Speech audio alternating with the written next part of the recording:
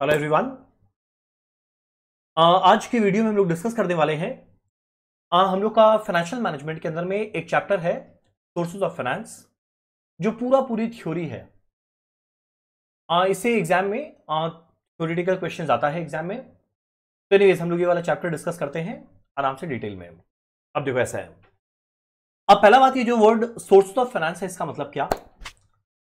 Sources of finance का मतलब क्या हुआ? जब एक कंपनी को बिजनेस करना है, उसके लिए उसको पैसा रेज करना पड़ेगा।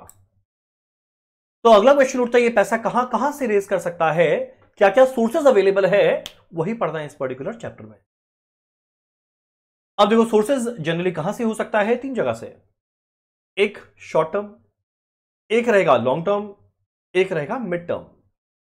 तो हम लोग सारा का सारा चीज डिस्कस करेंगे, शॉर्ट टर्म क्या है, मिड टर्म क्या है, लॉन्ग टर्म क्या है।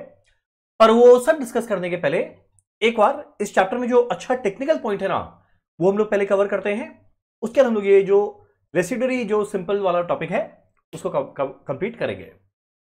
चलो एक काम करते हैं, हम लोग पहले क्या करने वाले हैं, इस चैप्टर को हम लोग इधर उधर उल्टा सीधा ऑर्डर में करेंगे। पहले काम करते हैं, हम लोग आते हैं सोर्सेज ऑफ फाइनेंस का ये वाले सेगमेंट में। ये हम लोग का बुक जिससे अभी हम लोग पढ़ रहे हैं। Page number page number page number page number page number, चलो पेज नंबर बाद में खोजेंगे, पहले समझते हैं सीधा सोर्सेज ऑफ फाइनेंस में क्या क्या है। देखो, अब देखो एक पहला टर्म, अब एक एक करके हम लोग को टर्म समझते हुए चलना है।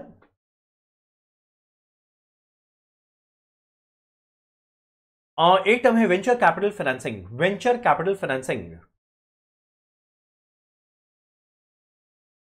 वेंचर कैपिटल फाइनेंसिंग का मतलब क्या? अब देखो, वेंचर कैपिटल फाइनेंसिंग ये वाला कंसेप्ट वहां पे अप्लाई करता है जहां पे मान लो एक एंटरप्रेन्योर एक बहुत ही रिस्की वेंचर लेकर आया है। मान लो एक बहुत ही क्वालिफाइड आदमी, जबरदस्त क्वालिफाइड आदमी, बहुत अच्छा पढ़ लिख लिया है, इंजीनियरिंग किया है, एमबीए किया है, बहुत जबरदस्त मतलब क्वालिफिकेशन है। पर अनफॉर्चुनेटली उसके पास दो चीज नहीं है। क्या? पहला, एक्सपीरियंस नहीं है, अगला उसके पास फंड नहीं है। यानी क्वालिफाइड इंसान जिसके पास ना पैसा है ना एक्सपीरियंस है, पर वो एक रिस्की वेंचर करना चाह रहा है, रिस्की भी नहीं, हाई रिस्की वेंचर करना चाह रहा है। तब क्वेश्चन उठता है, ये बिजनेस करने का मन में तो उसके आ गया, पर बिजनेस करने के लिए चाहिए पैसा, और ये पैसा कहां से लेकर आएगा? तो पहला क्वेश्चन उठता है, ये अगर बैंक के पास जाएगा तो बैंक इससे इतना सारा सवाल जवाब कर लेगा ना कि अपना पास्ट ट्रैक रिकॉर्ड बताइए, अपना बैंक स्टेटमेंट दिखाइए, आपका क्या है, मतलब पास्ट में बिजनेस का एक्सपीरियंस क्या है ये बताइए, अब क्या सिक्योरिटी दे सकते हैं, मॉर्गेज में दे सकते हैं ये बताइए। तो बेचारा इतना इसके पास नहीं है, ये तो नया नया है, पढ़ लिख के आया है। अब अगर ये जस्ट पढ़ लिख के आया है तो उसके पास ये सब कुछ अवेलेबल थोड़ी रहेगा। तब क्वेश्चन उठता है, वो क्या करे, क्या अपने बिजनेस के आइडिया को बंद कर दे? नहीं। उस समय ऐसा इंसान जो एक अच्छा खासा क्वालिफाइड आदमी है, पर बेचारे के पास एक्सपीरियंस और पैसा नहीं है, इसी वजह से वो बिजनेस शुरू करने में उसको दिक्कत हो रहा है, पर हाई रिस्क वेंचर करना चाह रहा है जिसके लिए नॉर्मल आदमी पैसा भी नहीं दे रहा है। वो आदमी क्या करेगा? एक इंस्टीट्यूट के पास जाएगा, एक ऑर्गेनाइजेशन के पास जाएगा, जिसको हम लोग क्या बोलते हैं? Venture capitalist. वेंचर वर्ड कहां से आया है? एडवेंचर। एडवेंचर का मतलब क्या? जो बड़ा रिस्की चीज कर रहा है। तब जो ऐसे क्वालिफाइड आदमी लोग हैं जिनको बड़ा एक रिस्की वेंचर करना है, वैसे लोग को पैसा फाइनेंस कौन करता है? एक इंसान जिसका नाम क्या है? Venture capitalist. ये नाम माइंड में सेट करना, क्या नाम है? Venture capitalist. अब जो आदमी पैसा मांगने के लिए गया है उसका नाम क्या है? वेंचर कैपिटल अंडरटेकिंग, जिसको शॉर्ट में बोलते हैं वीसीयू। तो एक हुआ वेंचर कैपिटलिस्ट जो पैसा देगा, एक हुआ वेंचर कैपिटल अंडरटेकिंग जो पैसा लेगा। ये जो आदमी पैसा ले रहा है, ये हाई रिस्क की वेंचर कर रहा है, क्वालिफाइड है पर क्या नहीं है? एक्सपीरियंस और फंड। क्या कर दिया, गंदा बना दिया इसको। हाई रिस्क, क्वालिफाइड है, क्या नहीं है? एक्सपीरियंस और फंड। वैसा आदमी जिसको बिजनेस शुरू करना है उसको हम लोग क्या बोलते हैं? Venture capital undertaking, VCU. और जिसके पास ये पैसा लेने के लिए जाएगा वो कौन है? Venture capitalist. वेंचर कैपिटलिस्ट जो पैसा लगाने वाला है। ठीक, अब पहुंच गए उसके पास। बोले सर, ये मेरा प्रोजेक्ट रिपोर्ट है, ये मेरा बिजनेस करने का आइडिया है, क्या आप ऐसे प्रोजेक्ट के अंदर में, ऐसे बिजनेस के अंदर में पैसा फाइनेंस करना चाहेंगे? अब इसके बाद इन लोग के पास एक बहुत ही स्पेशल टीम होता है, और ये टीम क्या करेगा? इन पे पूरा रिसर्च करेगा एक बोलते हैं ना कमर्शियल ड्यू डिलिजेंस करेगा, क्या ये फ्यूचर में कमर्शियली वायबल है या नहीं। अब ऑब्वियस सा बात है, रिस्की वेंचर है तो इसके अंदर में दोनों रहेगा, हो भी सकता है नहीं भी हो सकता है, पर मान लो चल गया तो जबरदस्त हिट होगा।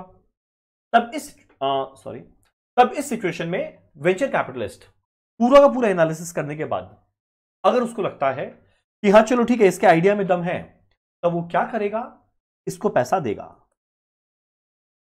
पर ऐसे तो नहीं है पैसा दे देगा, उसके अगेंस्ट में वो उससे क्या मांगेगा, कुछ डॉक्यूमेंट, कुछ इंस्ट्रूमेंट। उसके अगेंस्ट में वेंचर कैपिटल अंडरटेकिंग को क्या देना पड़ेगा, अपना इक्विटी शेयर या डेट सिक्योरिटीज इशू करना पड़ेगा।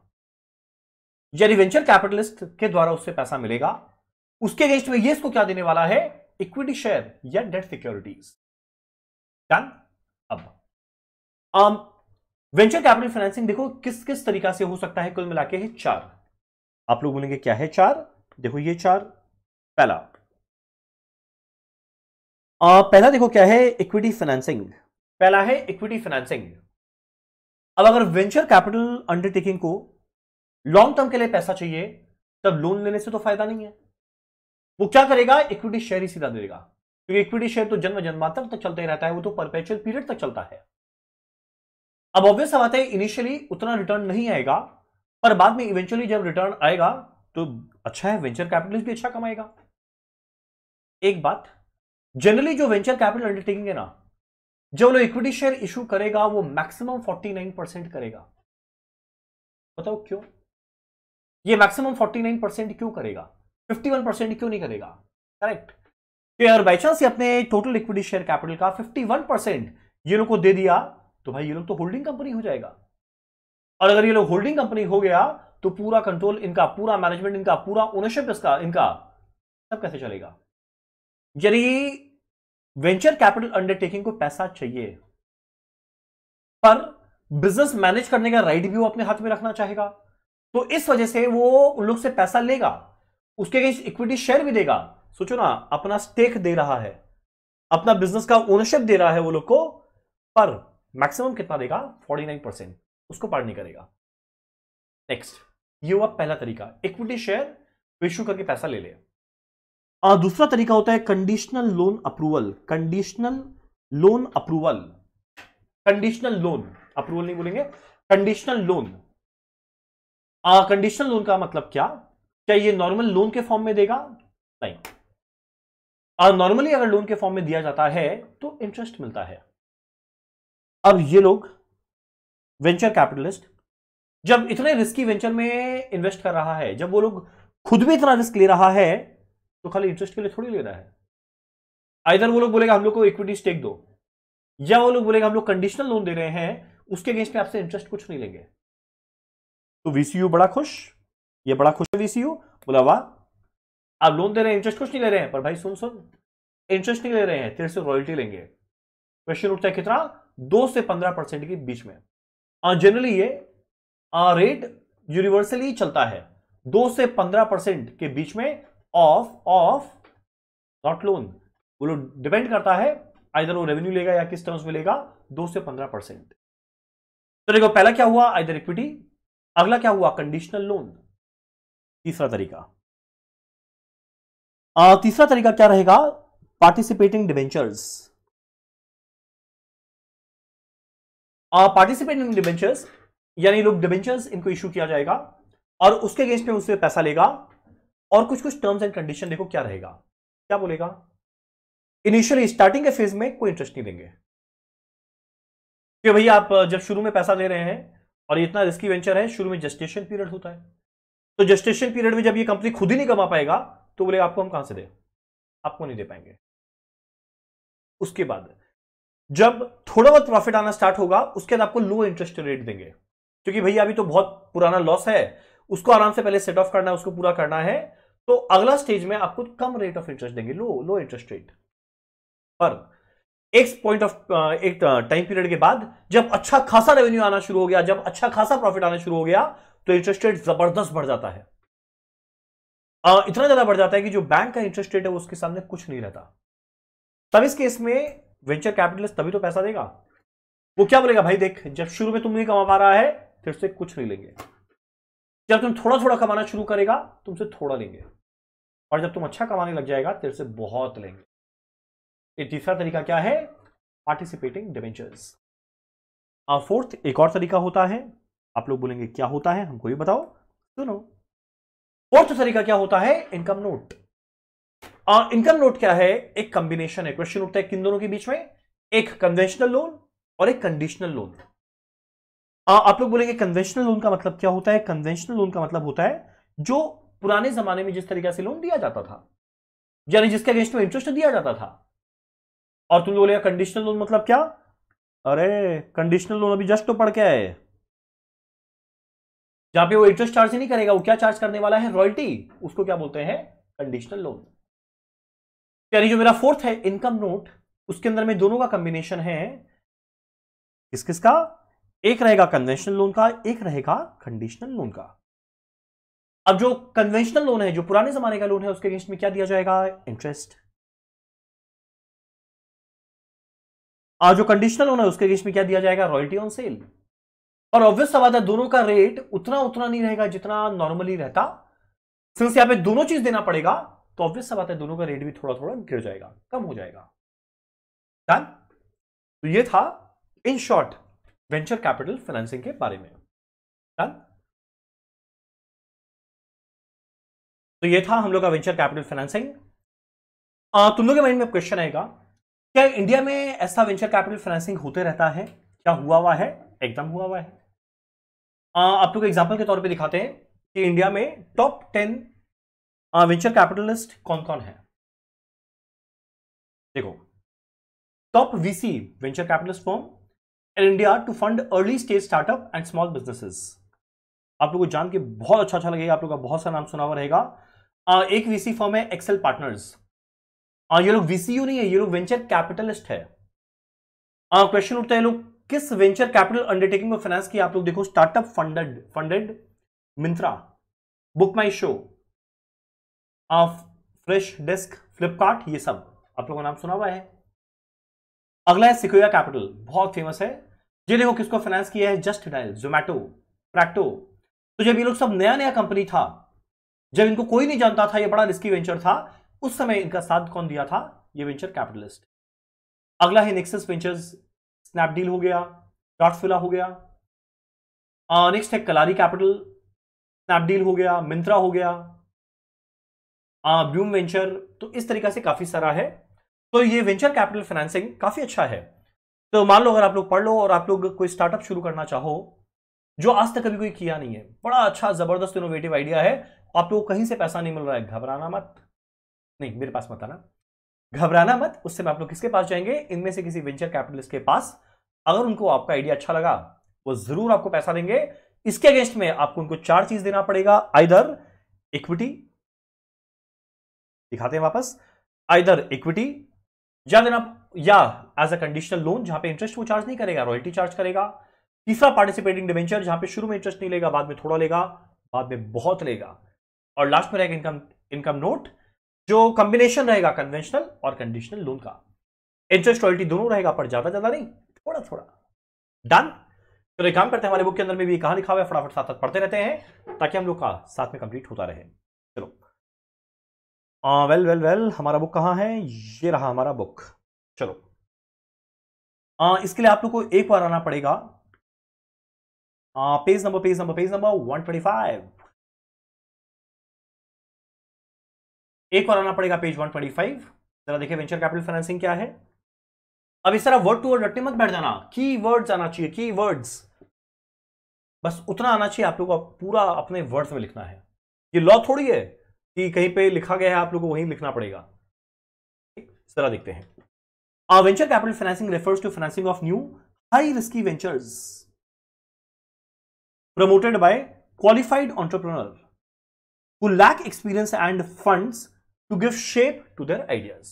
तो देखो 3 बात आ गया, high risky venture, qualified entrepreneur है, लैक एक्सपीरियंस एंड फंड। इस सिचुएशन में under venture capital financing, venture capitalist जो पैसा लगाने वाला है, make investment to purchase equity और debt securities from inexperienced entrepreneur who undertake highly risky venture with a potential of success. यानी success पा सकता है पर भरोसा नहीं है, method of capital venture capital financing क्या रहेगा, जरा देखना, नेक्स्ट पेज में लिखा हुआ है 4। पहला क्या है, इक्विटी फाइनेंसिंग। ये कब वो करना चाहेगा, जब लॉन्ग टर्म के लिए पैसा चाहिए पर इनिशियल स्टेजेस में उतना रिटर्न नहीं आएगा। तो अगर मान लो लोन के फॉर्म में लेके बैठ गया, तब बेचारा कहां से दे पाएगा, खुद तो रिटर्न कमा ही नहीं रहा है। तब इस सिचुएशन में वेंचर कैपिटल फाइनेंसिंग किया जाएगा, कैसे, by issue of equity share capital. कोई भी हालत में ध्यान देना, the equity contribution of venture capital firm does not exceed 49% of total equity capital of VCU, ताकि जो कंट्रोल ओनरशिप हो किसके पास रहे, एंटरप्रेन्योर के पास। डन, ये था इक्विटी फाइनेंसिंग। अगला क्या है, कंडीशनल लोन। कंडीशनल लोन में ध्यान देना, इंटरेस्ट नहीं देते, क्या देते थे, रॉयल्टी, किस पे, सेल्स पे। Conditional loan is repayable in the form of royalty, कब, जब वेंचर में सेल्स आना स्टार्ट हो जाए। इंटरेस्ट नहीं दिया जाता। इंडिया में रॉयल्टी का रेंज क्या है, 2 से 15% के बीच में, जो बहुत सारे फैक्टर पे डिपेंड करता है, कब कैश फ्लो आएगा, कितना रिस्की है, एंड अदर फैक्टर्स। तीसरा क्या है, इनकम नोट। इनकम नोट आपको ध्यान होगा, ये कॉम्बिनेशन है कन्वेंशनल और कंडीशनल लोन का, जहां इंटरेस्ट भी देना है, रॉयल्टी भी देना है, पर एट लो रेट देना है। एक एग्जांपल है, आईडीबीआई वेंचर कैपिटल फंड क्या किया था। फोर्थ है पार्टिसिपेटिंग डिवेंचर। यहां 3 फेज है, स्टार्टअप फेज में नो इंटरेस्ट, अगले में लो रेट ऑफ इंटरेस्ट, और उसके बाद high rate of interest. Done. तो होपफुली आप लोगों को वेंचर कैपिटल फाइनेंसिंग समझ में आया। एग्जाम में ये शॉर्ट नोट काफी बार आता है, तो आप लोग लिखेंगे। डन, आगे बढ़ते हैं। चलो ये था हमारा वेंचर कैपिटल फाइनेंसिंग, जो हम लोग बहुत अच्छे समझे, पूरा प्रैक्टिकल एस्पेक्ट के साथ समझे, एग्जांपल्स भी आप लोगों को दिखाए। आप लोगों को सारा नाम सुना हुआ था, वो सारा का सारा वेंचर कैपिटल फाइनेंसिंग हुआ था। चलो नेक्स्ट टर्म जो हमारे सिलेबस में है वो क्या है, जीडीआर, ग्लोबल डिपॉजिटरी रिसिप्ट। तुम बोलेगा ये हम लोग का पढ़ा हुआ है लॉ में, एकदम डेफिनेटली पढ़ा हुआ है, कोई डाउट ही नहीं आप लोग का। एक बार स्टिल बताते हैं फाइनेंशियल मैनेजमेंट के एस्पेक्ट से किस तरीका से ये काम होता है। ठीक, सुनो। ये कंपनी आप लोग के स्क्रीन के सामने दिख रहा होगा।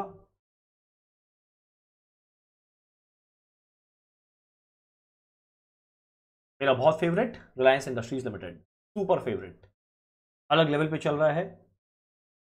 चलो देखो, रिलायंस इंडस्ट्रीज लिमिटेड के पास बहुत पैसा है, कोई डाउट ही नहीं है। मान लो इनको और पैसा चाहिए, भूख तो कभी खत्म होता नहीं है, इनके पास ऑलरेडी बहुत पैसा है, अब इनको बहुत पैसा चाहिए।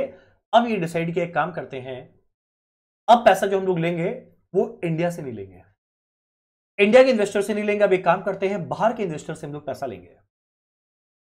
तो क्वेश्चन उठता है, अगर मान लो इसको वो बाहर के इन्वेस्टर से पैसा चाहिए, तो क्या ये सीधा कोई और देश में पहुंच जाएगा लाउड स्पीकर लेके कि पैसा दो पैसा दो पैसा दो? वैसा तो होना नहीं है।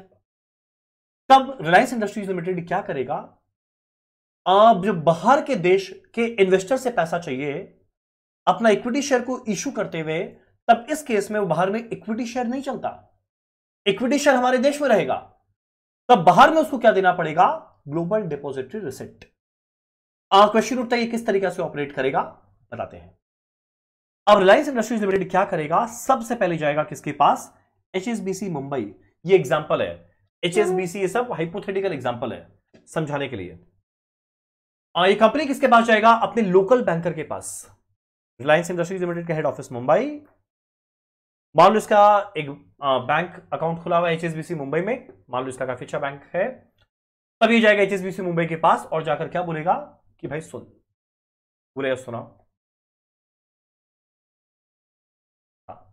तो रिलायंस वाला एचएसबीसी के पास गया, बोलेगा सुनो, बोले हाँ बताइए क्या बात है। बोला देख भाई, अभी तक इंडिया से बहुत पैसा रेस किया, अब मुझे ना इंडिया के बाहर से पैसा रेस करना है। बोलेगा वाह बहुत अच्छा सोच है। बोला तुम मेरा एक काम कर, उसमें हेल्प कर। तो ये बोलेगा हम कैसे हेल्प कर सकते हैं। अब रिलायंस बोलेगा मेरे को ना यूके में, लंदन से पैसा रेस करना है, बता कैसे किया जाए। तब एचएसबीसी मुंबई बोलेगा आप चाप मत लो, ये काम मेरे ऊपर छोड़ो।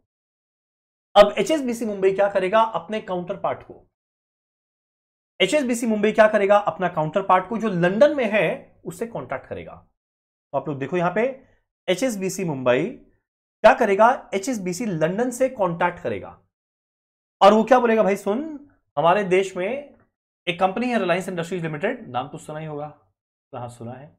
बोला अब वो कंपनी को लंदन से पैसा रेज करना है by way of issuing of equity share. बोला चलो ठीक है, हो जाएगा।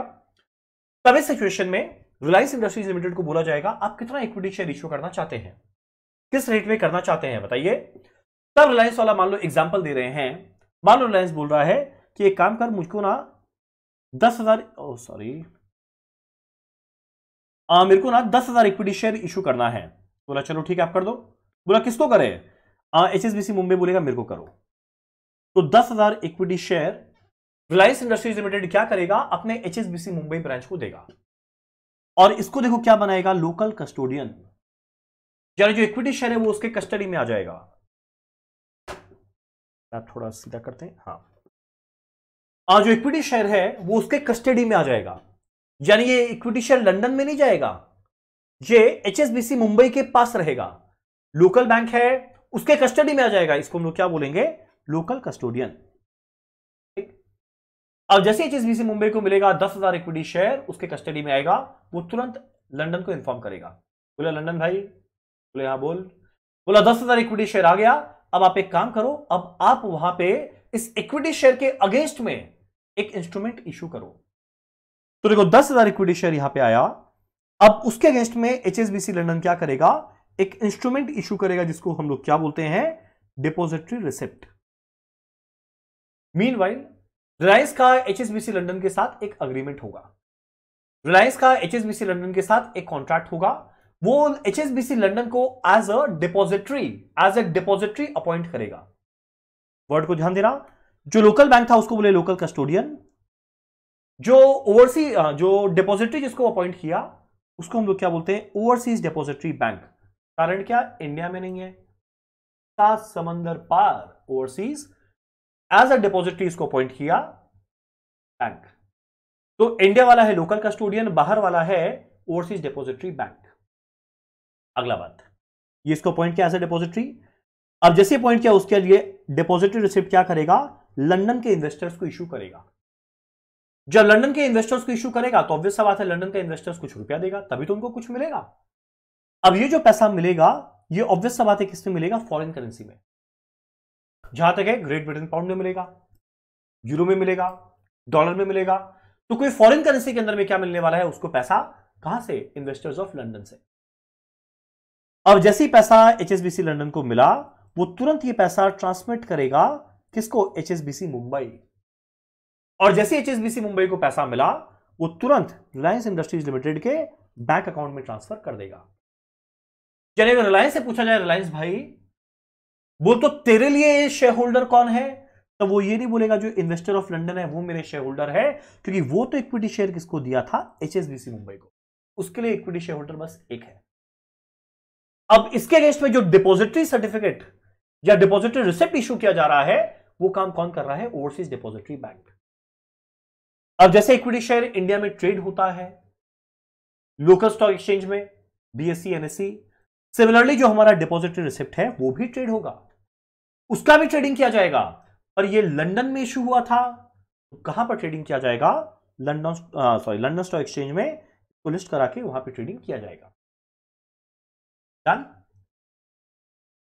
ऐसा डिपॉजिटरी रिसिप्ट जो इशू किया गया उसको हम लोग क्या बोलते हैं, ग्लोबल डिपॉजिटरी रिसिप्ट। ठीक, तो बड़ा अच्छा टॉपिक है। पहला वेंचर कैपिटल फाइनेंसिंग बहुत अच्छा था, अगला जीडीआर भी अच्छा है। तुम लोग आप लोग रिलायंस का एग्जांपल क्यों लिए, आपका तो फेवरेट कंपनी आज तक आईटीसी होता था, बदल दिए।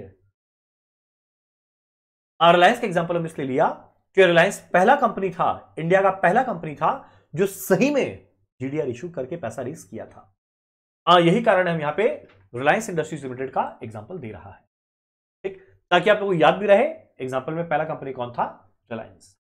फिर से रिपीट करते हैं एक बार, रिलायंस इंडस्ट्रीज लिमिटेड किसके पास गया, एचएसबीसी मुंबई। अब एग्जाम में एचएसबीसी मुंबई मत लिखना, एग्जाम में क्या लिखना, लोकल कस्टोडियन के पास गया। बोला देख तेरे को इक्विटी शेयर देंगे, तुम मेरे को पैसा बाहर लंदन से रेज करवा के दे। तुम लोग जीडीआर से पैसा लेने का क्या फायदा, ग्लोबल इमेज, जबरदस्त इमेज बनता है। अगला, इंडिया के से बाहर अगर वो निकल रहा है तो ग्लोबल इमेज भी बनता है, ब्रांड नेम बढ़ रहा है, गुडविल बढ़ रहा है, वहां पे लोग उसको और ज्यादा जानेंगे, उसका प्रोडक्ट वहां और सेल होगा। और हमेशा हमेशा कंपनी चाहेगा वो जितना डाइवर्सिफाई करके कर पाए उतना ज्यादा अच्छा, कि मान लो कोई एक पर्टिकुलर इकोनॉमी में कभी कोई दिक्कत आए तो एटलीस्ट कोई और तो है बचाने वाला। चलिए, इसके अलावा भी बहुत सारा एडवांटेज है। तो देखो, रिलायंस वाला गया लोकल कस्टोडियन के पास, इक्विटी शेयर इशू कर रहा है और वो मिला है अपने काउंटर पार्ट लंदन में। जो बाहर वाला है उसका नाम क्या था? Overseas depository bank. ये इसको अपॉइंट किया एज अ डिपॉजिटरी। उसके बाद ये जितना इक्विटी शेयर देगा उसी के करस्पॉन्डिंग ये डिपॉजिटरी रिसिप्ट इशू करने वाला है इन्वेस्टर्स ऑफ लंदन को। अब वहां से जो पैसा मिलेगा वो किस में मिलेगा? फॉरेन करेंसी में मिलेगा, एकदम मिलेगा। और जैसा कि इंडिया में इक्विटी शेयर ट्रेड होता है स्टॉक एक्सचेंज में, सिमिलरली ये डिपॉजिटरी रिसिप्ट भी ट्रेड होगा लंदन के स्टॉक एक्सचेंज में। जैसे इसको पैसा मिला ये मनी यहां ट्रांसमिट करेगा, ये वापस से इसके बैंक अकाउंट में ट्रांसफर कर देगा। ठीक। तुम लोग वर्ल्ड में कहीं से भी पैसा रेस करे तो क्या जीडीआर इशू करना पड़ेगा? नहीं, एक्सेप्ट यूएस। यार यूएस के अंदर में अगर हम लोग पैसा रेस करते हैं तो वहां पे जीडीआर नहीं, वहां पे एडीआर इशू करना पड़ता है, अमेरिकन डिपॉजिटरी रिसिप्ट। डन। तो ये था जीडीआर। एक काम करते हैं, हम लोग फटाफट आते हैं अपने बुक के अंदर में और जल्दी से देखते हैं कहां लिखा हुआ है सब बात। देखो, इसके लिए आप लोग को आना पड़ेगा पेज नंबर 123। प्लीज आना पेज 123, जीडीआर। देखो, आप लोग के स्टडी मैट में जो लिखा हुआ है ये वैसा है, इसको हम लोग एक बहुत ही ब्यूटीफुल डायग्रामेटिक फॉर्म में रिप्रेजेंट किए। एग्जाम में भी आप लोग चाहो तो ऐसा डायग्राम फॉर्म में बना सकते हैं, उसके शॉर्ट में इसका एक्सप्लेनेशन लिख सकते हैं। तो जरा देखिए, जीडीआर। जीडीआर क्या है? Instrument in the form of depository receipt. जो याद करो कौन इशू कर रहा था? इंडिया वाला नहीं, बाहर वाला। और बाहर वाला एचएसबीसी लंदन को हम लोग क्या नाम दिए थे? Overseas depository bank. तो डिपॉजिटरी रिसिप्ट या certificate created by overseas depository bank outside India. तो जो पहला लाइन ये है, अब पता ही नहीं है भैया कौन है ओवरसीज डिपॉजिटरी, कौन है लोकल कस्टोडियन, तो इसलिए वो डायग्राम फॉर्म में पहले देख, बाद में पढ़, अच्छा रिलेट हो पाएगा। नेक्स्ट क्वेश्चन उठता है, किसको इशू किया गया है? क्या इंडिया के वासियों को? नहीं, नॉन रेसिडेंट इन्वेस्टर्स को। उसके अगेंस्ट में एफसीसीबी, फॉरेन करेंसी कन्वर्टेबल बॉन्ड, जो हम लोग जानेंगे नेक्स्ट क्लास में। और यह इक्विटी शेयर जो इशूइंग कंपनी जो रिलायंस है उसके अगेंस्ट में इशू किया जा रहा है, इसको नॉन रेसिडेंट इन्वेस्टर्स। जो इक्विटी शेयर इंडियन रुपी में था वो डोमेस्टिक मार्केट में इशू हुआ, जो जो जो जो कस्टडाइज किया गया किसके पास? लोकल बैंक एचएसबीसी मुंबई, इसका नाम क्या था? Local custodian. ऑब्वियस सा बात है, ये फॉरेन करेंसी में एक्सप्रेस किया जाएगा, जो डिपॉजिटरी बैंक है, जो इधर डॉलर, यूरो या पाउंड कुछ भी हो सकता है। अल्टीमेटली जीडीआर है क्या? कुछ नहीं है, एक नेगोशिएबल इंस्ट्रूमेंट है जो सिग्निफाई करता है कि इसके अगेंस्ट में कुछ नंबर ऑफ इक्विटी शेयर है। याद करो बताया 10,000 इक्विटी शेयर दिया तो उसके करस्पॉन्डिंग में वो जीडीआर दिया। तो ये क्या इंडिकेट करता है? A fix number of equity share of issuing company. जैसे कि इंडिया में लोकल मार्केट में बीएससी एनएससी में ट्रेड होता है, फॉरेक्स मार्केट में भी ट्रेड किया, सॉरी फॉरेन मार्केट में भी ट्रेड किया जाएगा। ईगो नहीं, एग्जांपल लंदन या लग्जमबर्ग एक्सचेंज में। अगला क्वेश्चन उठता है, क्या जीडीआर का वोटिंग राइट होता है? हो भी सकता है, नहीं भी हो सकता है। अब तुम लोग बताओ, याद करो बताया था रिलायंस के लिए दुनिया भर के इक्विटी शेयर होल्डर नहीं है, रिलायंस के लिए बस एक शेयर होल्डर है, वो कौन था? जो वहां लोकल कस्टोडियन है और depository bank. Issuer deals with only one shareholder depository bank and not a large number of shares. इसके अलावा कुछ यहाँ पे ज्ञान है, पढ़ लेना, ये सब कोई काम का नहीं है, मत पढ़ना। First Indian company to issue GDR was Reliance Industries Limited in the year 1992। Done. तो इससे मच बेटर तरीका से हम लोग वहां समझे थे, जो आप लोग स्टडी मैट में लिखा हुआ है उसके कंपैरिजन में। ठीक, तो पहला पढ़े वेंचर कैपिटल फाइनेंसिंग, अगला पढ़े जीडीआर ग्लोबल डिपॉजिटरी रिसिप्ट, तीसरा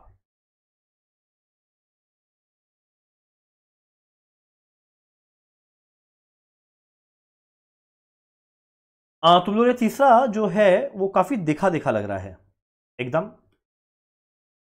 जैसा जीडीआर था एग्जैक्ट वही एडीआर है, खाली एक डिफरेंस, खाली एक नहीं बोलेंगे, दो डिफरेंस। जीडीआर में इंडिया की कंपनी को बाहर से पैसा रेज करना था वर्ल्ड में कहीं से भी, हम क्या बोला था, एक्सेप्ट यूएस। अगर मान लो इंडियन कंपनी को बाहर से पैसा रेज करना है, कहां से, यूएस से, तो वो जीडीआर इशू नहीं कर सकता। उसको क्या इशू करना पड़ेगा, American depository receipt. Same example, तो लोग एग्जैक्ट वही सेम डायग्राम है। वहां पे रिलायंस था क्योंकि पहला कंपनी रिलायंस इशू किया। यहां पे इन्फोसिस है, इन्फोसिस टेक्नोलॉजी पहला कंपनी था जो एडीआर इशू करके, इंडियन पहला इंडियन कंपनी जो एडीआर इशू करके बाहर से यूएस से पैसा रेज किया था। सेम एग्जांपल आ गया एचएसबीसी मुंबई के पास जो लोकल कस्टोडियन है। जे मिलवाया एचएसबीसी लंदन नहीं, यूएस से एचएसबीसी न्यूयॉर्क। क्या नाम बनेगा, ओवरसीज डिपॉजिटरी बैंक। ये इसको इक्विटी शेयर इशू करेगा, ये इसको एज ए डिपॉजिटरी अपॉइंट करेगा। अब जितना इक्विटी शेयर इशू किया जाएगा उसी के करस्पॉन्डिंग ये क्या करने वाला है, डिपॉजिटरी रिसिप्ट देगा। कहां पे, इन्वेस्टर्स ऑफ यूएसए। ऑब्वियस सा बात है, लोग पैसा देंगे किसमें, फॉरेन करेंसी में, जहां तक डॉलर में पैसा आएगा, यूएस डॉलर। और जैसा कि डिपॉजिटरी रिसिप्ट को वहां पे भी लिस्ट कराया जाता था, यहां पे भी लिस्ट कराएंगे। कौन से स्टॉक एक्सचेंज में, यूएस का स्टॉक एक्सचेंज कौन सा है, न्यूयॉर्क स्टॉक एक्सचेंज या नैस्डैक, बड़ा फेमस स्टॉक एक्सचेंज है यूएस का। पूरा सेम। एक बात और, एक तो पहला बात ये यूएस में होगा, दूसरा बात जैसे इंडिया में होता है सेबी, बोले कौन, सेबी, नाम सुना हुआ आप लोग का, securities and exchange board of India. जैसे इंडिया में होता है सेबी, वैसे यूएस के अंदर में जो सेबी का काउंटर पार्ट है उसको बोलते हैं SEC, securities and exchange commission. जैसे इंडिया में लिस्टेड कंपनीज को सेबी का कंप्लायंस करना पड़ता है, सिमिलरली जो यूएस के अंदर में लिस्टेड कंपनीज है उसको एसईसी का कंप्लायंस करना पड़ता है। तो हर कोई इंडियन कंपनी अपना एडीआर यूएस में जाके इशू कर रहा है और लिस्ट करवा रहा है स्टॉक एक्सचेंज में, तो उसको वहां का लोकल जो स्टॉक एक्सचेंज का रिक्वायरमेंट है, जो किसका बनाया हुआ रहेगा, एसईसी का, उसको कंप्लाई करना जरूरी है। तो एक छोटा सा डिफरेंस क्या आया, एडीआर में एसईसी कंप्लायंस भी आ जाता है। डन। चलो जरा देखते हैं हमारे बुक में क्या लिखा हुआ है। ये अगर जीडीआर हो गया ना, एडीआर हो गया। अब एक चीज है, एडीआर लिस्ट करवाना ना ज्यादा एक्सपेंसिव है, वहां पे दुनिया भर का फाइलिंग फीस लगता है, रजिस्ट्रेशन फीस, और एसईसी का कंप्लायंस अलग लेवल पे है, तो ये काफी ज्यादा कॉस्टली हो जाता है। चलो एनीवेज, एक बार जरा पढ़ते हैं एडीआर के बारे में क्या है।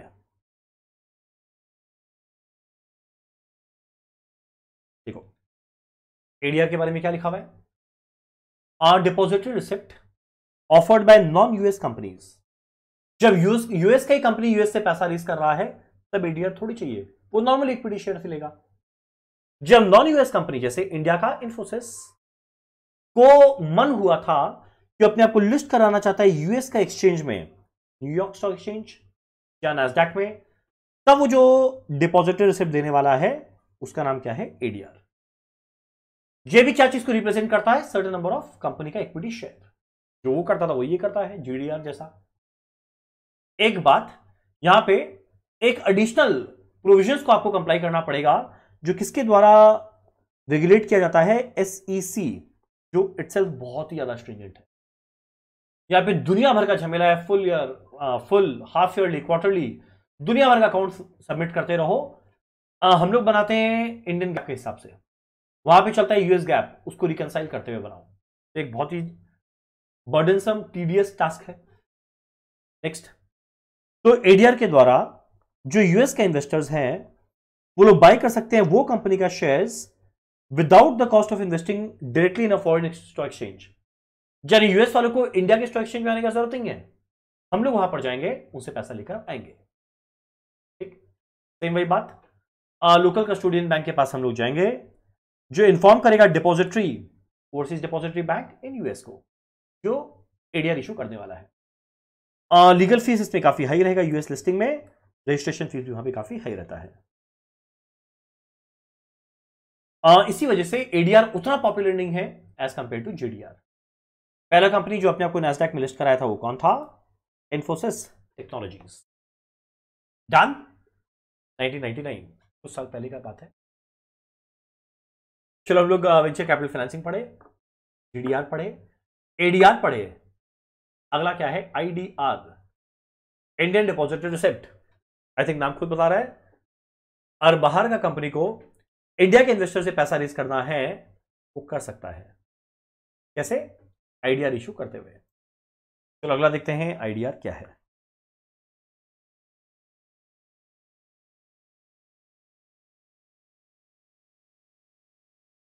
इंडियन डिपॉजिटरी रिसिप्ट क्या है इसका?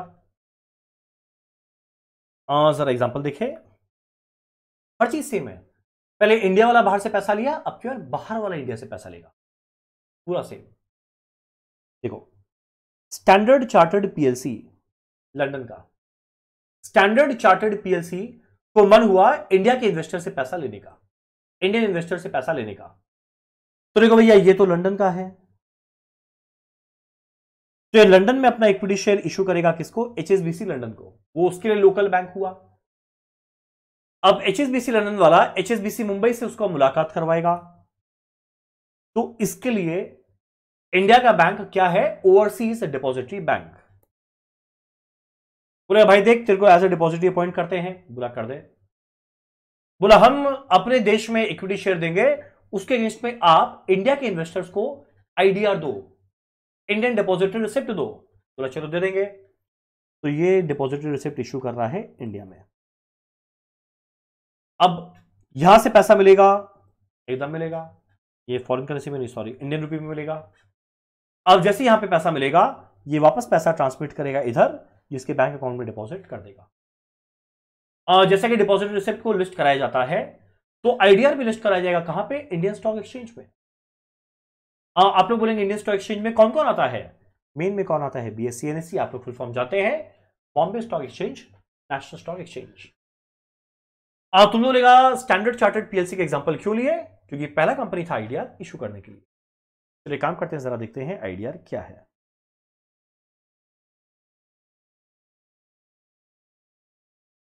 देखा ना, जीडीआर हो गया ना, तो एडीआर आईडीआर अपने आप हो गया। तो इफेक्टिवली आज हम लोग दो ही चीज पढ़े, वेंचर कैपिटल फाइनेंसिंग, अगला जीडीआर, वही सेम एडीआर, वही सम आईडीआर। क्या लिखा हुआ है? IDR are a variant to the ADR और जीडीआर। एडीआर जीडीआर जैसा ही है, जहां पे global companies Indian capital market में आके पैसा लेता है। स्टैंडर्ड चार्टर्ड पीएलसी इंडिया से पैसा लेकर गया। आज दूसरे शब्दों में, global company interested in raising money from India can do so through this route. यानी वो लोग क्या इशू कर सकते हैं? आईडीआर, और भारत से पैसा लेकर अपने देश में जा सकते हैं। Foreign companies can issue IDR to raise fund from Indian capital market. Exact वैसे ही जैसे इंडियन कंपनी एडीआर जीडीआर को इशू करके फॉरेन से पैसा रेज करता है। ठीक है, आईडीआर इंडिया में लिस्ट होता है, ट्रेड होता है, एग्जैक्ट वैसे जैसे बाकी इंडियन सिक्योरिटीज ट्रेड होता है।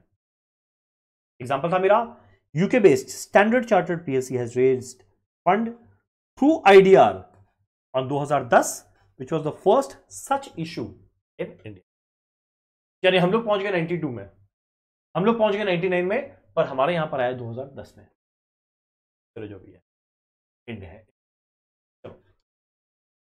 तो वेंचर कैपिटल फाइनेंसिंग हुआ, जीडीआर हुआ, एडीआर हुआ, आईडीआर हुआ। चार टॉपिक डन। ये सारा का सारा टॉपिक एग्जाम में शॉर्ट नोट बन के एग्जाम में पूछा जा सकता है। नेक्स्ट क्या है जरा देखिए। देखो बार बार बोल रहा है, रटना नहीं, ये चीज माइंड में सेट करना, एग्जाम में एग्जैक्ट ये बनाना, और जो बनाया ना उसी को नीचे में अपने इंग्लिश में लिख देना, अपने अंग्रेजी में। टेक्निकल वर्ड का जरूर प्रयोग करना। इंडिया वाला है, मतलब जो डोमेस्टिक वाला रहेगा लोकल कस्टोडियन, बाहर वाला overseas depository bank, depository receipt list कराया जाएगा, इक्विटी शेयर इशू होगा, एज ए डिपॉजिटरी अपॉइंट हुआ, ये सब कुछ। वेंचर कैपिटल फाइनेंसिंग में वीसीयू, अच्छा qualified entrepreneur, high risky venture, experience नहीं है, फंड नहीं है, वेंचर कैपिटलिस्ट के पास गया पैसा लेने के लिए, खुद देगा। और उसके देश में चार तरीका रहेगा। पहला इक्विटी फाइनेंसिंग, अगला क्या रहने वाला है मेरा? कंडीशनल लोन, तीसरा क्या रहेगा? पार्टिसिपेटिंग डिबेंचर, फोर्थ क्या रहेगा? Income note. डन। तो ये था आईडीआर। नेक्स्ट टॉपिक क्या है हमारा, जरा देखना, ब्रिज फाइनेंस। जरा देखिए ब्रिज फाइनेंस क्या है, ये भी काफी इजी टॉपिक है। देखिए क्या है ये, देखो ब्रिज फाइनेंस का मतलब क्या? देखो नाम खुद समझ में आ रहा है, नाम क्या है, ब्रिज फाइनेंस, यानी दो फाइनेंस के बीच में एक ब्रिज बनाना है। दो चीज के बीच में एक ब्रिज बनाना है, वो है ब्रिज फाइनेंस। तुम लोग बोलेगा समझाइए ढंग से क्या है। देखो मान लो एक कंपनी को एक बिजनेस शुरू करना है, या मान लो एक नया प्रोजेक्ट शुरू करना है जिसके लिए चाहिए उसको पैसा। अब जो नया प्रोजेक्ट या जो नया बिजनेस शुरू करने वाला है उसके लिए जो पैसा चाहिए, तो ऐसा नहीं कि नया बिजनेस ऐसे ही शुरू कर दिया अचानक से। हम लोग का चैप्टर पढ़ा हुआ है कैपिटल बजटिंग। तो सबसे पहले ये कंपनी क्या करता है, एक प्रॉपर प्रोजेक्ट रिपोर्ट बनाता है, प्रोजेक्ट रिपोर्ट बनाता है। यानी ये प्रोजेक्ट के अंदर में ये बिजनेस करने में शुरू में खर्चा क्या लगेगा, हर साल कैश इनफ्लो कितना आएगा, एनपीवी आईआरआर ये सब कुछ कैलकुलेट करके दिख रहा है क्या ये फीजिबल है या नहीं।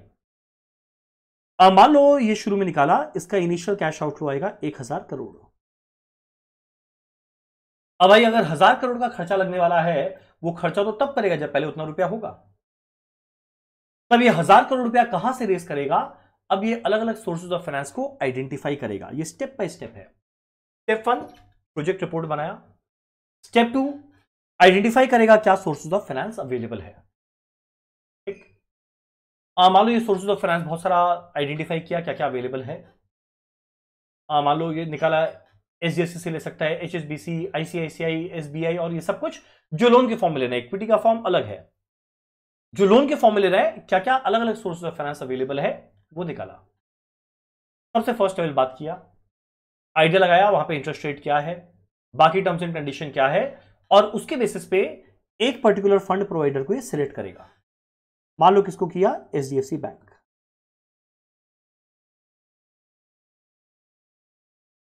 मान लो किसको सिलेक्ट कर रहा है, एचडीएफसी बैंक। ठीक, अब जब एचडीएफसी के साथ फाइनली ये डिसाइड कर लिया चलो मेरे को एचडीएफसी बैंक से लोन लेना है, अब ये proper formal documentation work start करेगा। अभी तक इनिशियली खाली डिस्कशन मोड पे चल रहा था, नेगोशिएशन मोड पे चल रहा था क्या होगा क्या नहीं, पर जो प्रॉपर लीगल डॉक्यूमेंटेशन है, जो ऑफिशियल फॉर्मेलिटीज है, वो अब स्टार्ट करेगा। जब पहले ये डिसाइड कर ले कि इवेंचुअली वो किससे जाके लोन लेने वाला है। अरे अब सोचो जब लोन लिए नहीं है तो थोड़ी सबको बोले हाँ सबको अप्लाई कर देंगे। अब पहले क्या करेगा, लोन एप्लीकेशन फॉर्म सबमिट करेगा। लोन अप्लाई करते हुए वो फॉर्म ऑफिशियली सबमिट करेगा। अब जब उनको फॉर्म मिलेगा तब ऑब्वियस सा बात है, जब भी एक बैंक लोन देगा उसके अगेंस्ट में वो पहले हमेशा देखना चाहेगा कि यार ये जो लोन ले रहा है उससे करना क्या चाहता है। इस चीज को बोलते हैं प्रोजेक्ट अप्रेजल। प्रोजेक्ट अप्रेजल कौन करता है, बैंक। जहां पर वो ये दिखेगा कि जो पैसा ले रहा है, ये जो बैंक से पैसा ले रहा है और जिस बिजनेस में लगा रहा है वो बिजनेस आगे कितना वर्थवाइल है। ये एस्टिमेशन तो कर लिया यार फ्यूचर में अच्छा खासा कैश इनफ्लो आएगा, सही में आएगा ना, उस चीज को देखेगा। अब ये काम ऐसा नहीं है कि वहां पे कोई लोकल वहां का क्लर्क करेगा, वहां पे जो एक्सपर्ट लोग होते हैं प्रॉपर कमर्शियल ड्यू डिलिजेंस के द्वारा ये चीज को एनालाइज करेगा क्या सही में जो उनका अजम्पशन है, जिसके बेसिस पे उन्होंने कैपिटल वेटिंग बनाया, सब एस्टिमेशन है, वो सब कुछ सही है या नहीं। अब प्रोजेक्ट अप्रेजल के बाद उनको लगता है चलो ठीक है, तो लोग लेटर ऑफ इंटेंट देगा। लेटर ऑफ इंटेंट, इंटेंट का मतलब क्या होता है, इंटेंशन, यानी इच्छा है आपको लोन देने का। लोन का सैंक्शन वो करेगा, लोन सैंक्शन हो गया, आप लोग सुनोगे वर्ड सैंक्शन हो गया, मिला नहीं है, सैंक्शन हो गया। तो देखो बैंक के साथ यहां पे 3 फेज में काम हुआ। पहला फेज ये वाला था जहां पे किससे लोन लेना है उसके पहले का बात चल रहा है, प्री स्टेज। और यहां पे जिससे लोन लेना है सीधा उससे डायरेक्टली बात कर रहे हैं, तो प्रॉपर इसके अंदर में लोन एप्लीकेशन फॉर्म दिए, वो अप्रेज किया, उसके रिवर्ड को जाना लेटर ऑफ इंटेंट देगा, सैंक्शन लेटर देगा। अब जैसे उसको लेटर ऑफ इंटेंट या सैंक्शन लेटर मिला, यानी जैसे लोन सैंक्शन हुआ, अब जो एंटरप्रेन्योर है वो बड़ा खुश है, पैसा तो आएगा। अब जब वो श्योर हो गया पैसा आएगा, तब यार वो वेट किस चीज का करेगा, तो ऑब्वियस सा बात है वो तुरंत क्या करेगा, बिजनेस स्टार्ट करना चाहेगा, तुरंत जाके मशीन परचेज करेगा, लैंड लेगा, जो जो काम करना है, जितना कैपिटल एक्सपेंडिचर सब करेगा। पर ये कैपिटल एक्सपेंडिचर करने के लिए तो पहले असली में रुपया चाहिए, यहां तो खाली सैंक्शन हुआ है, रुपया मिला थोड़ी है। अब सैंक्शन होके रुपया मिलने में बीच में टाइम लैग हो जाता है 2-3 महीने का। तो क्या बात कर रहे हैं, 2-3 महीना क्यों लगेगा? वो अभी खाली सैंक्शन किया है। इसके बाद हमारे कंपनी को जिसको लोन मिलने वाला है वो बहुत सारा लीगल डॉक्यूमेंटेशन करेगा। आप लोग लॉ में पढ़ते हैं चार्ज, क्रिएशन ऑफ चार्ज, वो करेगा। अब क्रिएशन ऑफ चार्ज भी बहुत टाइम लग जाता है, लीगल डॉक्यूमेंटेशन में बहुत टाइम लग जाता है, मिनट्स लेके आएगा, बोर्ड मीटिंग का ये सब कुछ, इतना झमेला। कंपनीज एक्ट का कंप्लायंस है या नहीं है, भगवान जाने क्या क्या, सारा लीगल फॉर्मेलिटी पूरा करते करते उसका टाइम पार हो जाएगा। पर टाइम वेस्ट वो क्यों करेगा? वो भी फालतू लीगल फॉर्मेलिटीज के लिए। तब उस केस में बोलेगा भाई सुनना, लोन तो देना है तो दे देना ना, हम फॉर्मेलिटी पूरा करते रहेंगे। बोला ना भाई, पहले फॉर्मेलिटी पूरा कर तब लोन देंगे। तो भारत में विजय माल्या जैसे लोग भी हैं, नीरव मोदी जैसे लोग भी हैं, कोई भरोसा नहीं आपका, पहले लीगल फॉर्मेलिटीज पूरा करो। बात तो सही है। अब लोन एक्चुअल में आने में और सैंक्शन लेटर के बीच में मान लो 2 से 3 महीने का गैप आया, अब 2-3 महीना वो वेस्ट नहीं करना चाहेगा। इस बीच में वो क्या करेगा, उसी बैंक में अप्लाई कर देगा या किसी में अप्लाई कर देगा शॉर्ट टर्म लोन के लिए। ये तो लेके आ रहे हैं लॉन्ग टर्म लोन, वो तुरंत अप्लाई करेगा शॉर्ट टर्म लोन के लिए। बोले आप एक काम करो, 2-3 महीने के लिए मेरे को लोन दे दो। कितने अमाउंट का? जितना उसको लोन का उस समय तुरंत 2-3 महीने में जरूरत है। बोले इसके अगेंस्ट में आप मुझे क्या देने वाले हो? बोला देखो लेटर ऑफ इंटेंट। बोला देखो सैंक्शन लेटर, जैसे ही लोन मेरे को एक्चुअल में बैंक से मिलेगा आपको हम चुका देंगे। तो बोला भाई वेट कर ले। बोला वेट क्यों करे, टाइम वैल्यू ऑफ मनी, समय का भी वैल्यू होता है। हम क्यों जो प्रोजेक्ट आज शुरू कर सकते थे 3 महीना बाद शुरू करें, हमको तुरंत आज करना है, आप मेरे को लोन दो। ऑब्वियस सा बात है बैंक लोन देने को रेडी रहेगा। कारण क्या, उसके पीछे एक अच्छा खासा सपोर्टिंग है कि उसको पता है लेटर ऑफ इंटेंट या सैंक्शन लेटर आया हुआ है। इसके अलावा पर्सनल प्रॉमिसरी नोट लिखवाएगा, पर्सनल गारंटी रहेगा उस एंटरप्रेन्योर का। और ये 2-3 महीना में high rate of interest charge किया जाएगा, जो नॉर्मली इंटरेस्ट रेट चार्ज होता, और तब भी ये देने को तैयार रहेगा। कारण क्या, प्रोजेक्ट डिले क्यों करना, जितना जल्दी स्टार्ट कर सकता है करो। तो ये जो शॉर्ट टर्म लोन लिया ना, ये 2 दिन के बीच में जो गैप आया था उसको फिलअप करने के लिए, इसी को क्या बोलते हैं, ब्रिज फाइनेंस। एक बार रिपीट करते हैं। लोन चाहिए, पहला बनाए प्रोजेक्ट रिपोर्ट, कैपिटल बजटिंग। अगला सोचे कहां कहां से पैसा ला सकते हैं, आइडेंटिफाई किए। आइडेंटिफाई करने के बाद किसी एक को हम लोग सिलेक्ट करेंगे। सिलेक्ट करने के बाद लोन एप्लीकेशन फॉर्म उसको देंगे, वो प्रोजेक्ट अप्रेजल करेगा, उसको समझ में आया तो लेटर ऑफ इंटेंट या सैंक्शन लेटर देगा।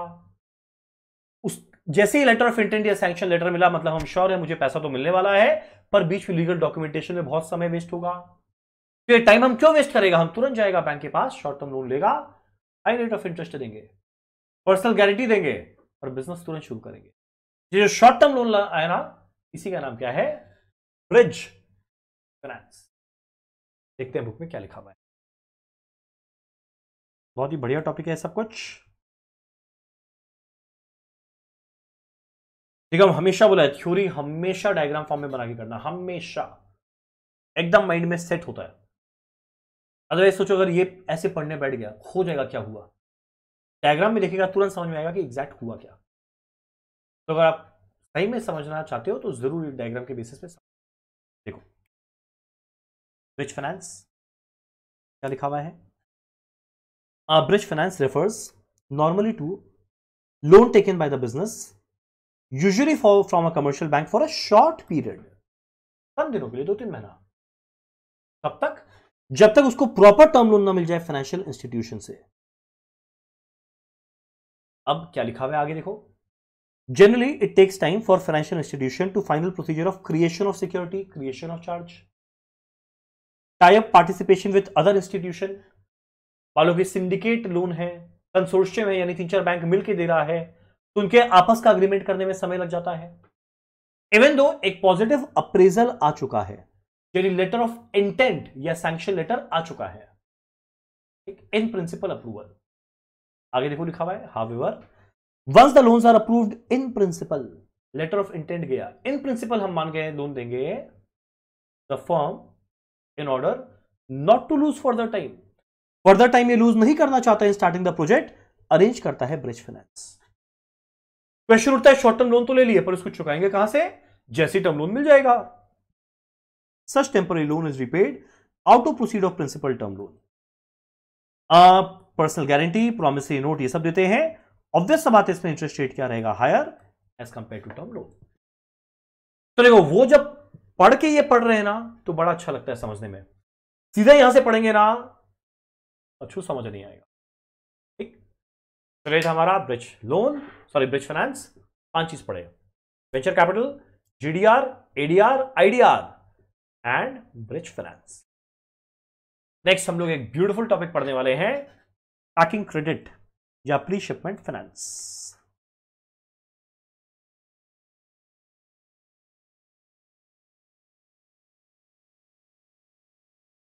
जो इजी वाला पोर्शन था ना, वो उसमें भी टाइम वेस्ट करने का फायदा नहीं था।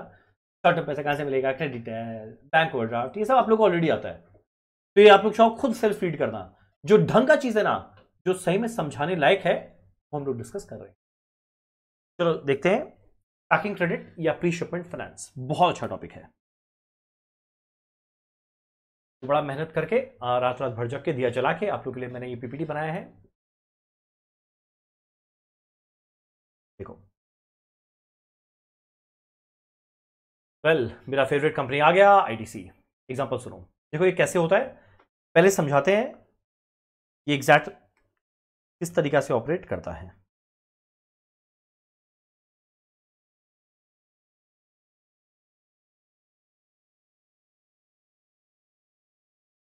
एक प्री शिपमेंट फाइनेंस का मतलब क्या, शिपमेंट करने के पहले का फाइनेंस, नाम खुद बता रहा है। पर क्या शिपमेंट करना है, क्यों फाइनेंस करना है, पहले वो समझना पड़ेगा। और हम एकदम रियल लाइफ एग्जांपल दे रहे हैं जैसा सही में होता है।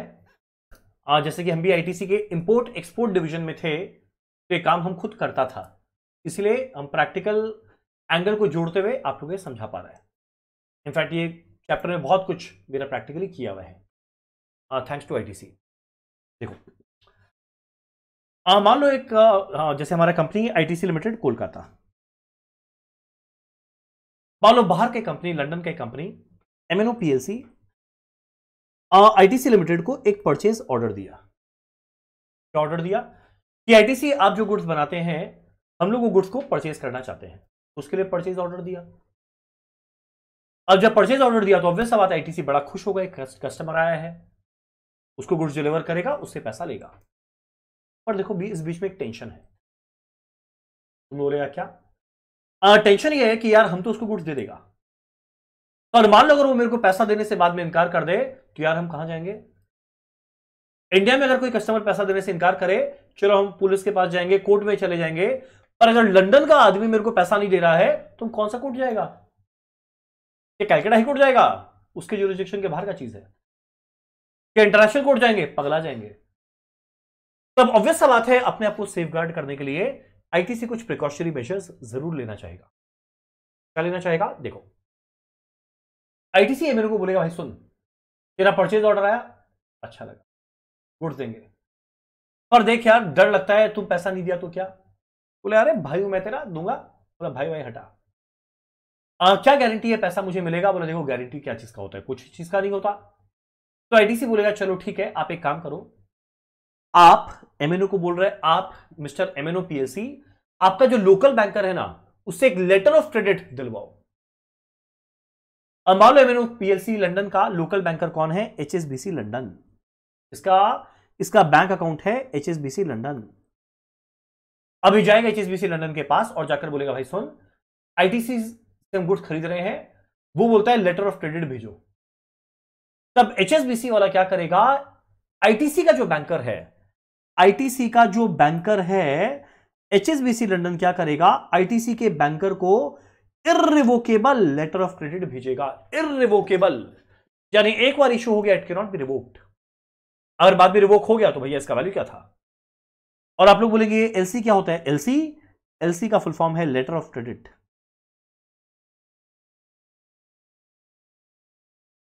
आप लोग बोलेंगे लेटर ऑफ क्रेडिट क्या होता है। यहां पे एचएसबीसी लंदन बोल रहा है कि जो कस्टमर को आप गुड्स दे रहे हैं, उसका क्रेडिट वर्दिनेस का आप टेंशन मत लो, अगर वो पैसा नहीं दिया, चाप मत लो, ये पैसा हम देंगे। अब जब एक बैंक ये बात बोल दे यार पैसा हम देंगे, तब किसको टेंशन है? बैंक लास्ट इंस्टीट्यूशन होता है जो डूबता है। तो बैंक बोल दिया ना कि चलो मेरी तरफ से क्रेडिट है, अब आप चिंता मत करो, आप आराम से इसको गुड सेल करो। अब जैसे ये बात बोला गया, बड़ा खुश आईटीसी, चलो अब चाप नहीं है। पर बेचारा एचएसबीसी वाला टेंशन में होगा, यार हम इतना बड़ा बड़ा बात तो कर दिए, पर अगर ये सही में पैसा नहीं दे तो क्या होगा? अब देखो स्टेप बाय स्टेप समझो। अब ये लेटर ऑफ क्रेडिट इसको दिया। अब जैसे इसको लेटर ऑफ क्रेडिट मिलेगा, ये तुरंत आईटीसी कोलकाता को बोलेगा सुनिए एलसी आ गया, उसका कॉपी दे दिया जाएगा, लेटर ऑफ क्रेडिट मिल गया। इसके बाद आईटीसी क्या करेगा? गुड्स को डिलीवर करेगा, किसको? शिप करेगा। जनरली जो फॉरेन में जाता है वो बाय ओशन या बाय फ्लाइट जाता है। अगर ओशन का रूट से जा रहा है तो इसके केस में शिपिंग बिल रहेगा, बिल ऑफ लीडिंग रहेगा। बोल माने बिल ऑफ लीडिंग। तुम लोग एडब्ल्यू क्या है? अगर फ्लाइट से जा रहा है एयर वे बिल रहेगा, एयर वे बिल। ये सब टेक्निकल वर्ड है। जब ये गुड्स डिलीवर करेगा, जब ये गुड्स डिलीवर करेगा तो मान लो ये नदी है, ठीक है,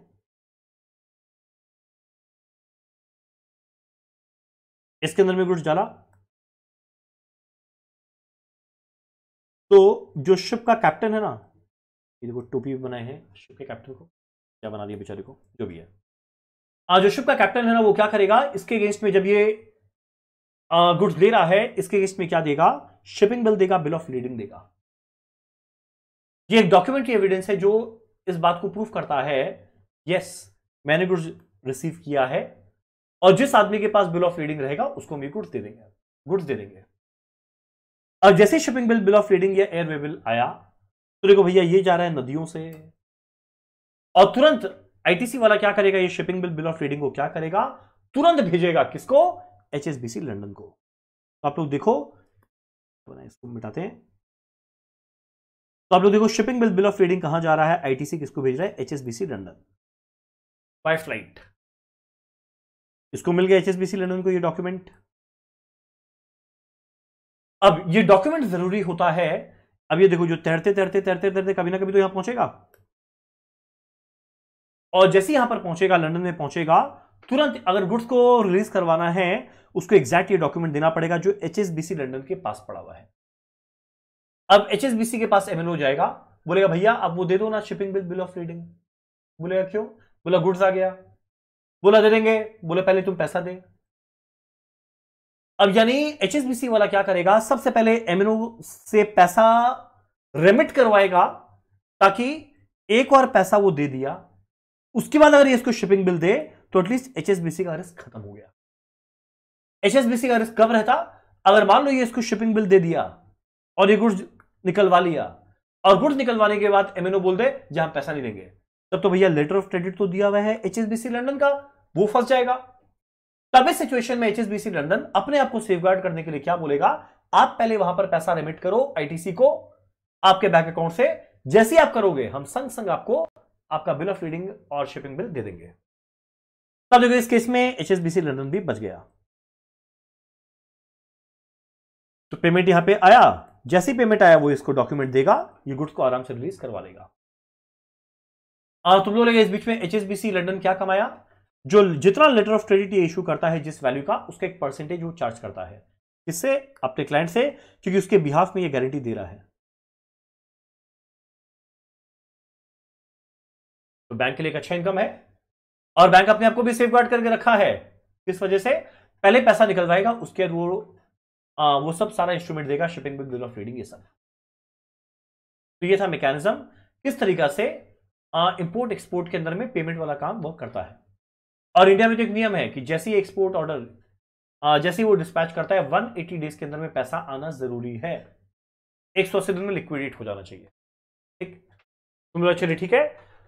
ये जो आप पूरा का पूरा बताए, जो हम लोग को समझ में आया, हम लोग भी आईटीसी में जाएंगे, आपका नाम रोशन करेंगे, ऐसा अच्छे से काम करेंगे, जरूर करना। अब अगला बात यह है, इसका प्री शिपमेंट फाइनेंस के साथ क्या लेना देना। अब देखो क्या लेना देना। अब जैसी आईटीसी लिमिटेड को, जो पहले से मिटाए थे जो गंदगी किए हैं,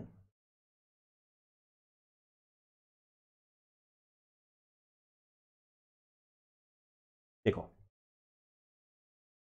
जैसे ही आईटीसी लिमिटेड को परचेज ऑर्डर मिला या फिर लेटर ऑफ क्रेडिट मिला, एक फॉर्म एक्सपोर्ट ऑर्डर आया, एक्सपोर्ट करना है उसका ऑर्डर, या लेटर ऑफ क्रेडिट आया, यानी ये बात को क्लियर कट इंडिकेट करता है कि अब आईटीसी को गुड्स बनाना पड़ेगा एक्सपोर्ट करने के लिए।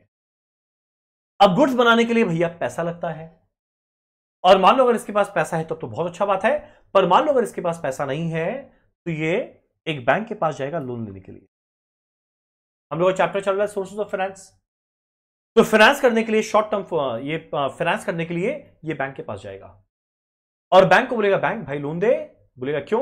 बोलेगा मुझे बहुत बड़ा गुड्स बनाना है, बहुत तरह का गुड्स बनाना है, बनाकर बेचना है, एक्सपोर्ट करना है। अब बैंक बोलेगा क्या प्रूफ है? तब वो प्रूफ के रूप में क्या दिखाएगा? ये परचेज ऑर्डर या लेटर ऑफ क्रेडिट। जैसे ये दो डॉक्यूमेंट देखेगा उसको सही में यकीन हो जाएगा, हाँ चलो ठीक है, इसको सही में गुड्स का जरूरत है, सॉरी पैसे का जरूरत है, तभी ये मैन्युफैक्चर कर बेचेगा। अब ये जो फाइनेंस करेगा ना बैंक, उसको क्या बोलते हैं? Pre shipment finance. शिपमेंट का मतलब क्या?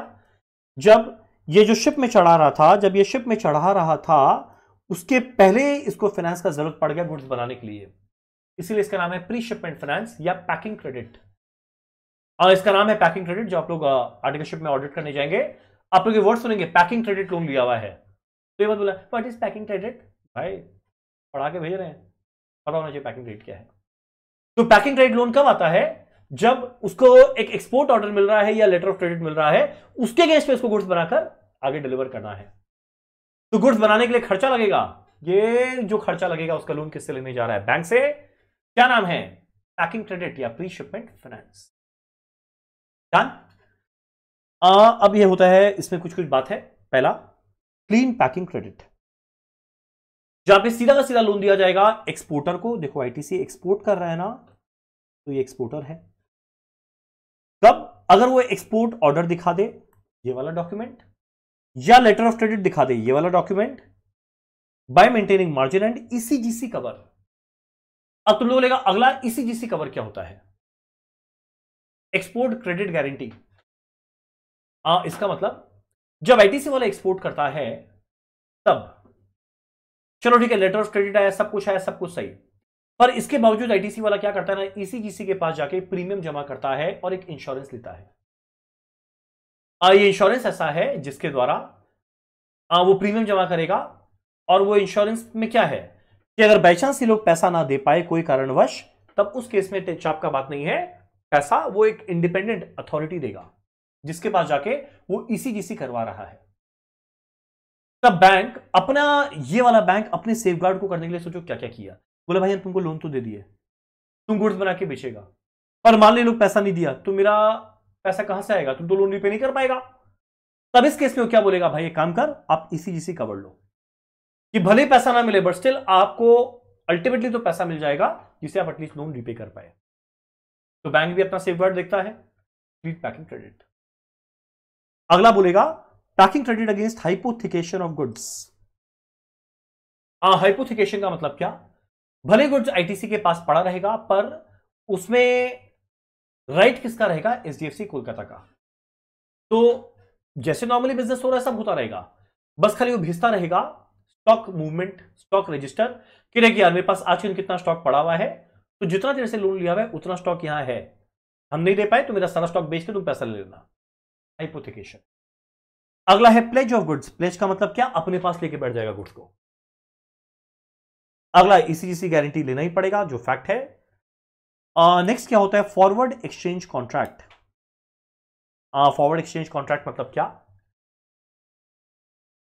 जिस दिन ये परचेज ऑर्डर आया था, मान लो उस दिन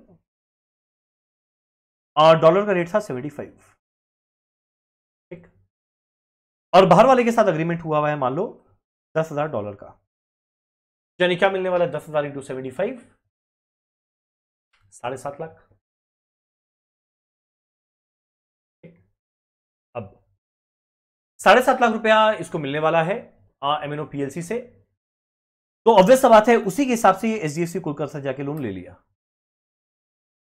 अब एचडीएफसी वाले को दो डर सताएगा, एक अगर ये पैसा नहीं दे पाया तो क्या होगा, तो उसके लिए ईसीजीसी दिलवा दिया, अगला, अगर मान लो ये पैसा दे भी दिया, वो तो देगा डॉलर के टर्म्स में, मान लो $10,000, सॉरी ये डॉलर है, आई एम रियली सॉरी, ये तो देगा डॉलर के टर्म्स में, पर पैसा आने में 3-4 महीना लगेगा। अग्रीमेंट आज हुआ, गुड्स बनाएगा, बेचेगा, पैसा आएगा, 3-4 महीना लगेगा, और उसको डर लगेगा यार कहीं ये रेट 75 की जगह कम होकर 65 ना हो जाए। अगर 65 हो गया, तब उस समय अगर आईटीसी बोल दिया यार मेरे को तो रुपया कम मिला, अब हम आपको पूरा लोन नहीं दे पाएंगे, तब उसके से बैंक क्या बोलेगा, आप एक काम करो, जो रेट ऑफ एक्सचेंज, जो एक्सचेंज रेट में जो चेंज होने का रिस्क है ना, उसको अवॉइड करने के लिए आप एक फॉरवर्ड एक्सचेंज कॉन्ट्रैक्ट भी बुक कर दो। ये बैंक में बुक होता है, जब ये पहले से वो बैंक के साथ अग्री कर लेगा कि उस दिन $10,000 आएगा, इस रेट के अंदर में आप मुझे रुपया में कन्वर्ट करके दे देना, ठीक, भले इररिस्पेक्टिव उस दिन एक्सचेंज रेट कुछ भी रहे। तो ये था पैकिंग क्रेडिट फाइनेंस या प्री शिपमेंट फाइनेंस। एक बार फटाफट देखते हैं हमारे बुक में क्या लिखा हुआ है, क्या जबरदस्त टॉपिक था।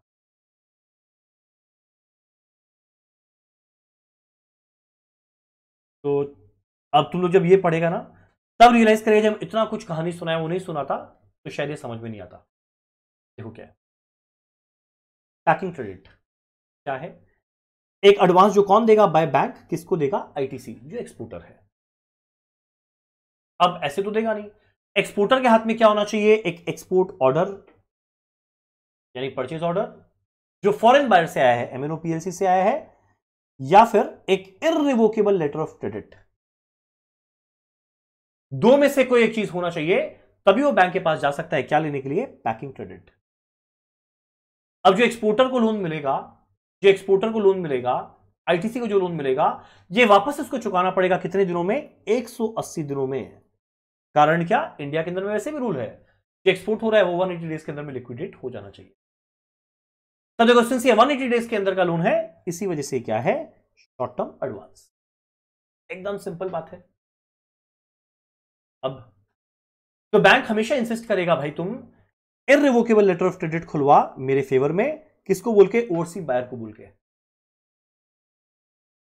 तब इस केस में जो लेटर ऑफ क्रेडिट आया या जो परचेज ऑर्डर आया, जो कॉन्ट्रैक्ट आया, ये एक पक्का अरेंजमेंट है जिसके द्वारा प्रूफ होता है कि एक्सपोर्ट से पैसा मिलेगा, और कितना अमाउंट ऑफ लोन चाहिए उससे भी एक आइडिया लगेगा।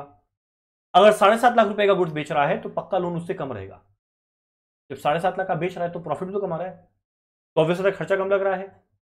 तो दो गारंटी, एक लोन कितना मिलना है, एक वो भी आइडिया लगेगा, अगला सही में पैसा मिलेगा उसका भी आइडिया लगेगा। ठीक, अब ये कितना, इसमें क्या क्या फॉर्मेलिटीज था, एक था क्लीन पैकिंग क्रेडिट, जहां पे खाली एक्सपोर्ट ऑर्डर दिखा, लेटर ऑफ क्रेडिट दिखा, हम कुछ रॉ मटेरियल फिनिश गुड तुम्हारा अपने पास नहीं रखेंगे, बस खाली तेरे को एक काम करना पड़ेगा, ECGC cover, export credit guarantee corporation से जाके, याद है ना कि अगर बाई चांस वो आदमी पैसा नहीं दे पाया तो ईसीजीसी वाले से इंश्योरेंस ले लिए, वो पैसा देगा। अगला तरीका है packing credit against hypothecation of goods. Hypothecation के अंदर में लगातार स्टॉक स्टेटमेंट देना जरूरी है, हर फोर्टनाइट क्या मूवमेंट इन स्टॉक हुआ देखेगा कि भाई जितना लोन दिया उतने का स्टॉक इसके पास है ना, कि लोन रिपे नहीं कर पाया तो हम बेच देंगे। तीसरा packing credit against pledge of goods, against pledge of goods, यहां पे फिनिश गुड्स को अपने पास वो रख लेगा क्लियरिंग एजेंट के पास टाइम टू टाइम, जब तक लोन रिपेमेंट नहीं होता। अगला ईसीजीसी लेना पड़ेगा, ये हम लोग को पता है लेना पड़ेगा। और लास्ट है फॉरवर्ड एक्सचेंज कॉन्ट्रैक्ट, किस वजह से, to avoid risk involve in possible change in rate of exchange. Done. तो ये था हमारा पैकिंग क्रेडिट या प्री शिपमेंट फाइनेंस। बहुत सारे टॉपिक पढ़ लिए, अब एक काम करते हैं, पहले आगे बढ़ने के पहले एक बार जितना पढ़े ना उसको जल्दी से रिवाइज करते हैं, फिर हम लोग आगे बढ़ते हैं। क्या क्या पढ़ेगा, देखो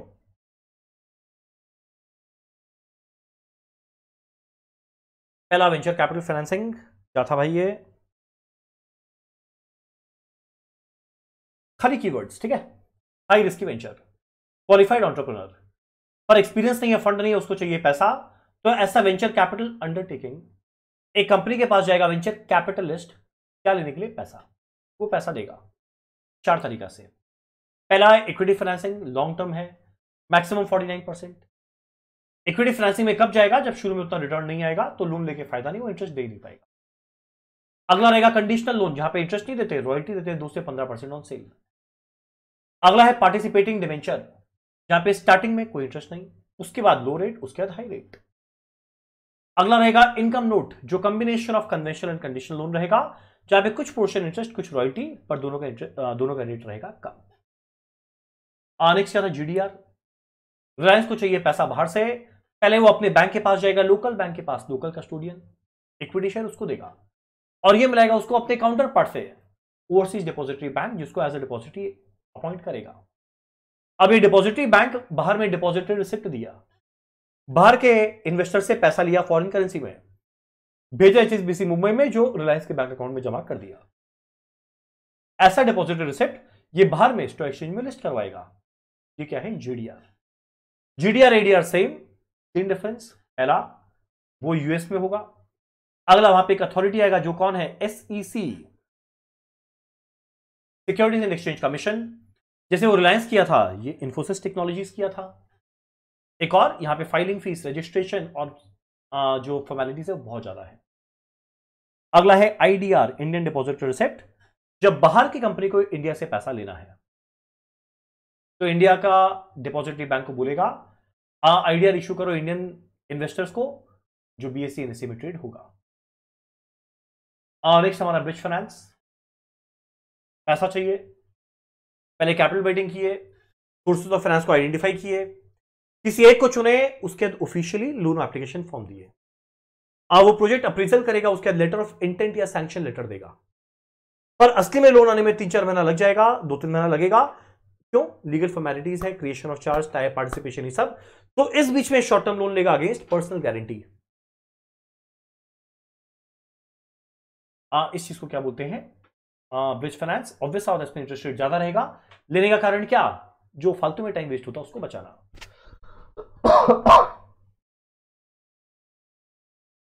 अगला प्री शिपमेंट फाइनेंस या पैकिंग क्रेडिट। पहले पूरा इंपोर्ट एक्सपोर्ट का प्रोसेस समझे, फिर जाने शिपमेंट करने के पहले जो फाइनेंस चाहिए बैंक से, उसके लिए इसको 2 डॉक्यूमेंट दिखाना पड़ेगा। पहला परचेज ऑर्डर, अगला letter of credit.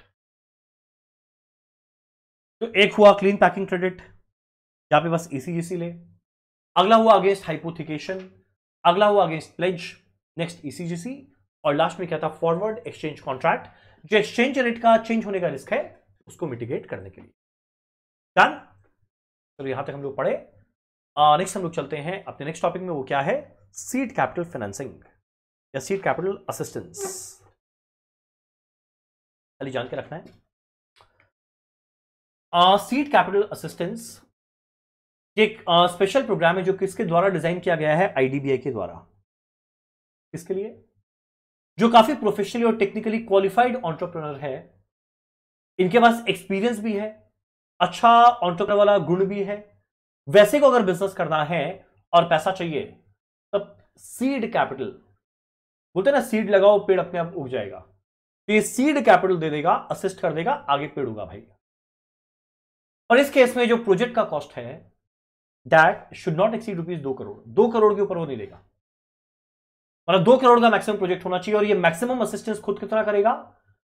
50% of promoters contribution, यानी प्रमोटर जितना कंट्रीब्यूट कर रहा है उसका 50% और ₹15 lakh, which ever is lower, यानी कोई भी हालत में 15 लाख के ऊपर तो नहीं देगा। अब 50% ऑफ प्रमोटर कंट्रीब्यूशन क्यों रखा?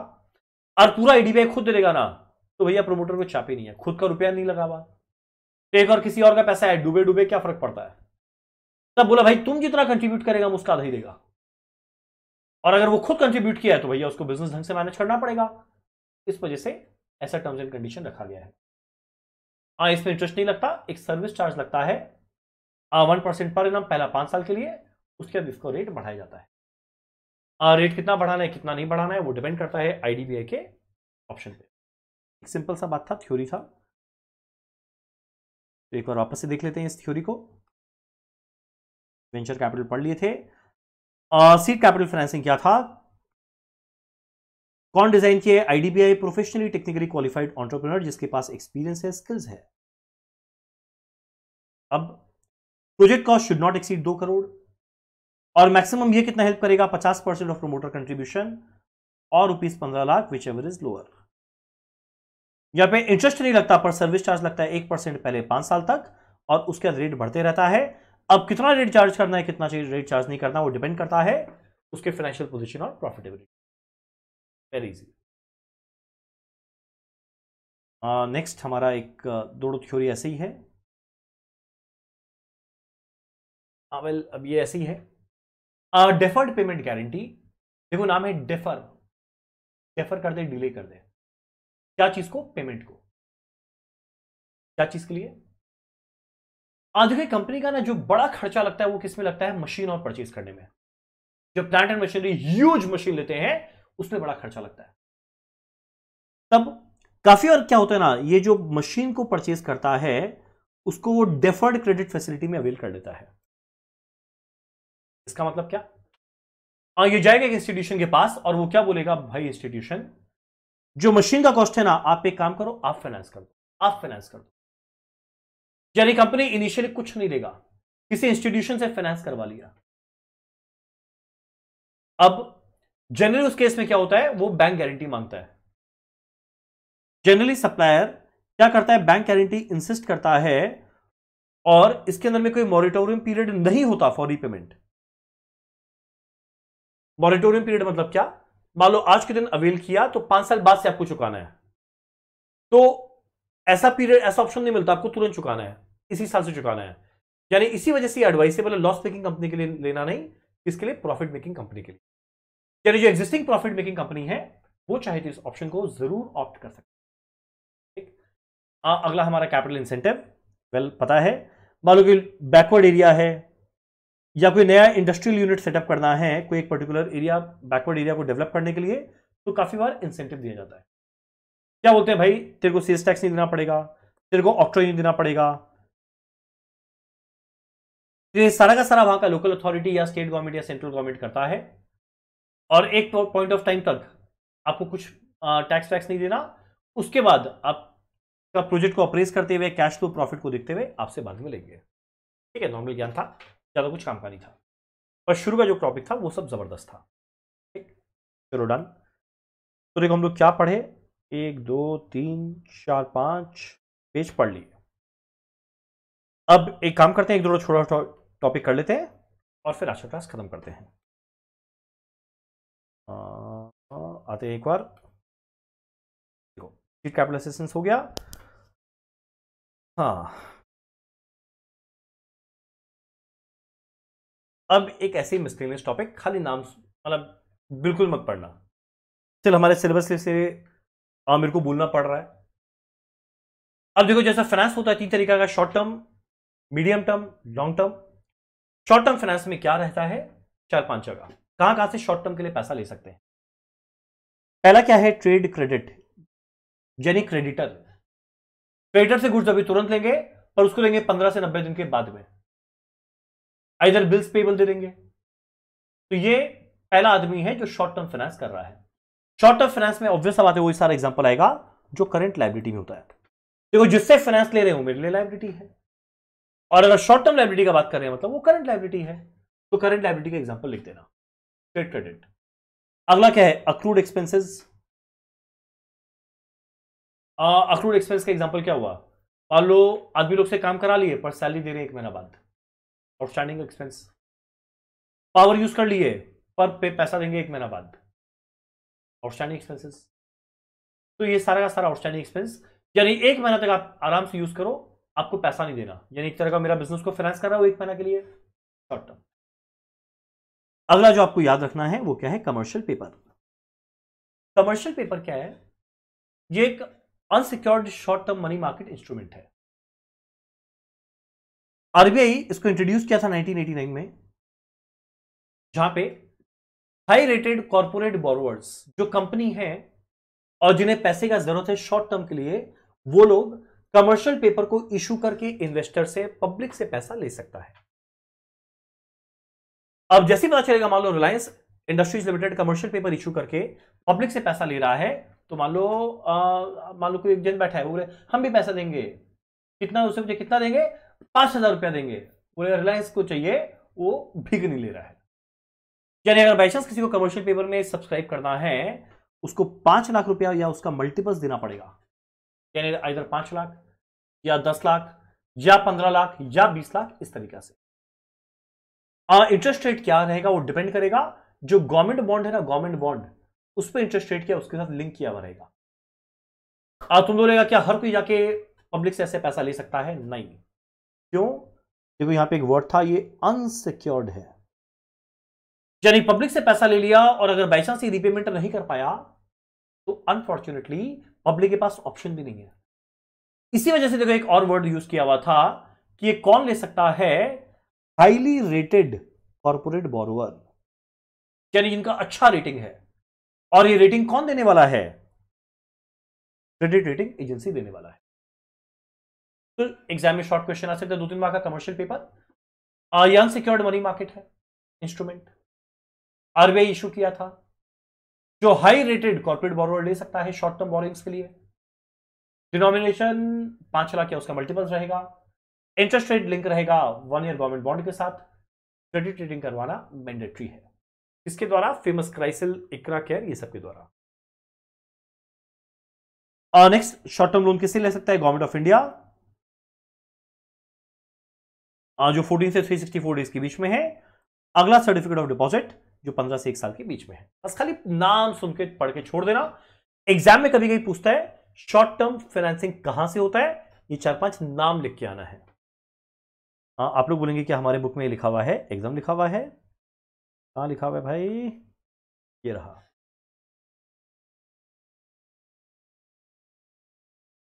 आप लोग ये चैप्टर के फर्स्ट पेज में आएंगे, वहां पे लिखा हुआ है शॉर्ट टर्म फाइनेंसिंग। एक है ट्रेड क्रेडिट, अगला आउटस्टैंडिंग एक्सपेंसेस, अगला कमर्शियल पेपर, ये थोड़ा इंपॉर्टेंट है जो आप लोग थोड़ा याद रखेंगे। अनसिक्योर्ड मनी मार्केट, 1989 में आरबीआई इशू किया था, highly rated corporate borrower, short term के लिए पैसा चाहिए, 5 लाख या multiple thereof, interest rate link रहेगा गवर्नमेंट बॉन्ड के साथ। अगला क्रेडिट रेटिंग करवाना पड़ेगा क्रिसिल, इकरा केयर से। ट्रेजरी बिल, सर्टिफिकेट डिपॉजिट, ये सब। अगला बैंक से भी ले सकते हैं शॉर्ट टर्म लोन, इधर ओवरड्राफ्ट रहेगा, आप लोगों का नाम सुना हुआ है। ये खाली वन टाइम रीड करना, मतलब बिल्कुल याद मत करना, पॉइंट भी रीड कर लेना। अगला कैश क्रेडिट भी ले सकते हैं या advance, bill of exchange issue कर सकते हैं, ये सब कुछ। ये सब फालतू फालतू चीज मत पढ़ना, ठीक? खाली नाम याद रखेंगे, इसके अलावा और कुछ नहीं। डन। अब एक और बात,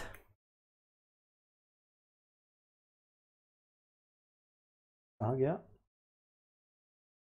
ये शॉर्ट टर्म, मीडियम टर्म हम लोग अभी नहीं पढ़ रहे हैं। मीडियम टर्म में देखो बहुत सारे एग्जांपल होता है, जिसमें वन ऑफ द एग्जांपल है लीजिंग। बस खाली लीजिंग क्या है ना, उसके बारे में अगर हम शॉर्ट में बता रहे हैं, और बाकी हम लोग ये चैप्टर नेक्स्ट डे कंप्लीट करेंगे, ठीक है? चलो, टॉपिक जो लीजिंग है, बस ये पढ़ के हम लोग अपना आज का क्लास खत्म करते हैं। अब देखो लीजिंग, ये वापस एक बड़ा इंपॉर्टेंट टॉपिक है। तो देखो शुरू में जो हम लोग 7-8 पॉइंट लगातार पढ़े, एक बीच में कमर्शियल पेपर पढ़े, एक लीजिंग, इतना इतना हम लोग को ध्यान रखना। लीजिंग देखो कैसा अरेंजमेंट है, ऑलरेडी वैसे तो आप लोग को पता होगा, इसलिए हम बता देते हैं। लीजिंग में देखो क्या होता है, मान लो एक आदमी मिस्टर एक्स एक मशीन चाहिए। अब मशीन अगर चाहिए तो भैया मशीन को चाहिए, खरीदने के लिए पैसा लगता है, और मान लो उसके पास पैसा नहीं है, तब इसके पास दो रास्ता है, आइदर ये जाए बैंक के पास लोन लेके मशीन परचेज करे, या ये जाए किसी और इंस्टीट्यूशन के पास, एक और इंस्टीट्यूट के पास, और उसको बोले कि आप एक काम करो, आप एक असेट परचेज करके मुझे दे दो, आप ओनर रहेंगे, सब कुछ आप रहेंगे, बस खाली यूज करने के लिए मुझे दे दो। तो भाई बोलेगा इससे मेरा क्या फायदा? बोलेगा हम आपको हर साल ना उसको यूज करने के लिए लीज रेंटल देते रहेंगे। तब अगर मान लो मिस्टर एक्स खुद ही लोन लेके खरीद लिया तो लीजिंग का बात ही नहीं उठता। और लीजिंग का क्वेश्चन कब उठता है?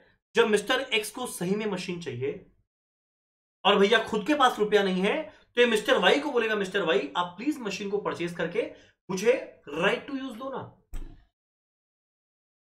खाली पोजेशन दे दो, आप मेरे को पोजेशन दे दो, ओनर आप रहेंगे, खाली पोजेशन दे दो कि हम बस खाली उसको यूज करेगा। तब इस केस में मिस्टर वाई जो लीज पे दे रहा है उसको क्या बोलते हैं, लेसर, जिसको लीज पे मिल रहा है उसको क्या बोलते हैं, लेसी। इसके अगेंस्ट में ये इसको हर साल क्या देगा, हर पीरियोडिक इंटरवल में क्या देगा, लीज रेंटल्स।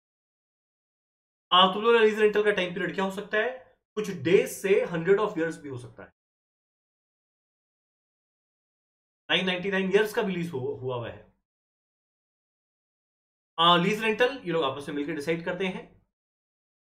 एकदम सिंपल बात, लेसर असेट को परचेज किया और परचेज करने के बाद ये ओनर है, यही डेप्रिसिएशन क्लेम करेगा अपने बुक्स में ताकि उसको टैक्स का बेनिफिट मिले, और ये इसको देगा। इसके अगेंस्ट में इसका इनकम क्या आ रहा है हर साल का, लीज रेंटल। इसके लिए हर साल का कॉस्ट क्या है, ओनली लीज रेंटल। अच्छा, सिंपल अरेंजमेंट है लीजिंग का। अब अगला क्वेश्चन उठता है, लीजिंग का क्या फायदा क्या नुकसान। तो देखो फायदा क्या है, बड़ा सिंपल है। पहला बात तो इतना सिंपल तरीका से हम लोग भी जान लिए, काफी सिंपल एंड कन्वीनियंट है। शॉर्ट टर्म फाइनेंसिंग भी हो सकता है, मिड टर्म भी हो सकता है, लॉन्ग टर्म भी हो सकता है। टेक्नोलॉजिकल ऑब्सोलेंस का, टेक्नोलॉजिकल ऑब्सोलेंस का डर खत्म हो जाएगा। कैसे डर खत्म हो जाएगा,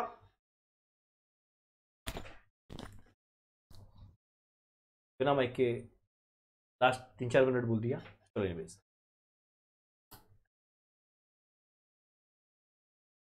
हाँ, टेक्नोलॉजिकल ऑब्सोलेंस का डर खत्म हो जाएगा। कारण क्या, जैसे देखो हमारे लेसी का काम खत्म, ये एसेट वापस लौटा देगा लेसर को। तो टेक्नोलॉजिकल जैसे ऑब्सोलेंस होगा, अब इसको माथा पच्ची नहीं करना कि यार हम क्या करें इस एसेट का, वो लौटा देगा, झमेला खत्म। Lessee has a benefit of lower tax burden, obviously lessee का टैक्स का झमेला भी उतना नहीं रहेगा। इसके अलावा जो ह्यूज कॉस्ट एक बार में उसका लगता और कितना बड़ा पैसा उसका एक बार में ब्लॉक हो जाता, इसका भी जरूरत नहीं पड़ा। No need to sink heavy amount for buying a costly equipment. और लीज एग्रीमेंट का बेस्ट पार्ट, कोई एस्केलेशन क्लॉज नहीं होता, यानी जो लीज रेंटल फिक्स हो गया बस वो हो गया, बाद में वो चेंज नहीं होता।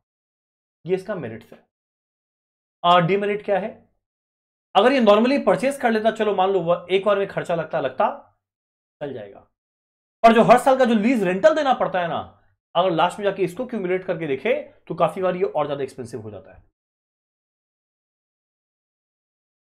सोच के देखो, जब जो लेसर मशीन को खरीदा तो रुपया दिया, और खरीदने के बाद लेसी को यूज करने दे रहा है और लीज रेंटल दे रहा है, तो ऐसे अरेंजमेंट के लिए वो तब रेडी हुआ होगा ना जब उसको लगा होगा लीज रेंटल ज्यादा आएगा, उसको मशीन को खरीदने का खर्चा कम लगा था, तभी तो रेडी हुआ होगा। तो ये बेचारा उसके लिए तो इवेंचुअली अगर देखा जाए तो नुकसान हुआ। ये सेम उसके व्यू पॉइंट से सोचो, लेसी का व्यू पॉइंट से, अगर ये असेट खरीद लेता तो चलो एक बार का लगता, पर आगे लॉन्ग टर्म का तो झमेला नहीं रहता।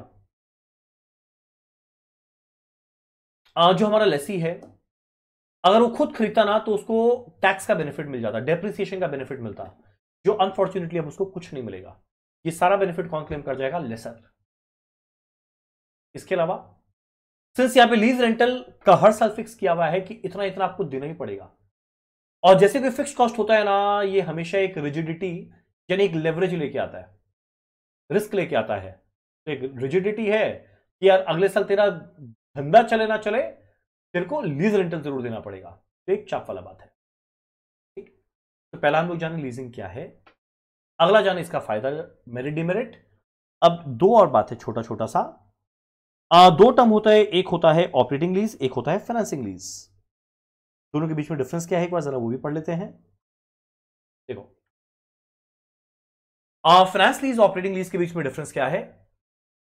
फाइनेंस लीज में आप लोग एक बात माइंड में सेट करो, फाइनेंस लीज में लेसर नाम का ओनर है, इवेंचुअली सारा का सारा रिस्क एंड रिवॉर्ड लेसी का रहेगा। ऑपरेटिंग लीज में सारा रिस्क एंड रिवॉर्ड लेसर का रहेगा। तो देखो एक एक करके डिफरेंस देखते हैं। और रिस्क किसका है? लेसर का। यानी हर एक रिस्क, सारा का सारा चीज, सारा का सारा खर्चा लेसर का है ऑपरेटिंग लीज में। टिपिकली ऑपरेटिंग लीज क्या होता है? मान लो किसी का यूजफुल लाइफ है 10 साल और हम किसी को दे रहे हैं खाली 3-4 साल के लिए, वो ऑपरेटिंग लीज है। पर मान लो कोई चीज का लाइफ है 10 साल और हम 10 साल उसको यूज करने दे दिया, तो बस खाली नाम के ओनर हैं। इवेंचुअली सही मायने में देखा जाए तो ओनरशिप का तो सारा काम लेसी का है, उसको फाइनेंस लीज बोलते हैं। तो ऑपरेटिंग लीज में रिस्क लेसर का। अगर ऑब्सोलीट हो गया असेट, लेसर का रिस्क है। लीज कैंसिल कर सकता है लेसर अपनी इच्छा से, क्योंकि लेसर ओनर है। लेसर ही कॉस्ट ऑफ रिपेयर, मेंटेनेंस सब कुछ बेयर करेगा। और ये नॉन पे आउट है, मतलब पूरा पैसा नहीं दिया जाता, 10 में 3 साल का ही दिया गया।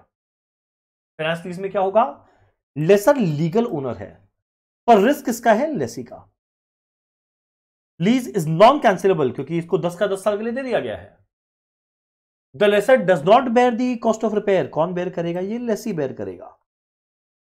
Lease is usually full pay out, almost पूरा पूरा पैसा लेसी को इवेंचुअली देना ही पड़ता है। तो ध्यान देना, ऑपरेटिंग लीज हर चीज लेसर का है, फाइनेंस लीज हर चीज लेसी का है। अब एक काम करते हैं, हम लोग अपने बुक में आते हैं और ये जो जहां जहां लिखा हुआ था उसको पढ़ के खत्म करते हैं। आप लोग देखना, आपका पेज नंबर मुझे नहीं पता, शायद मेरे से अलग रहे।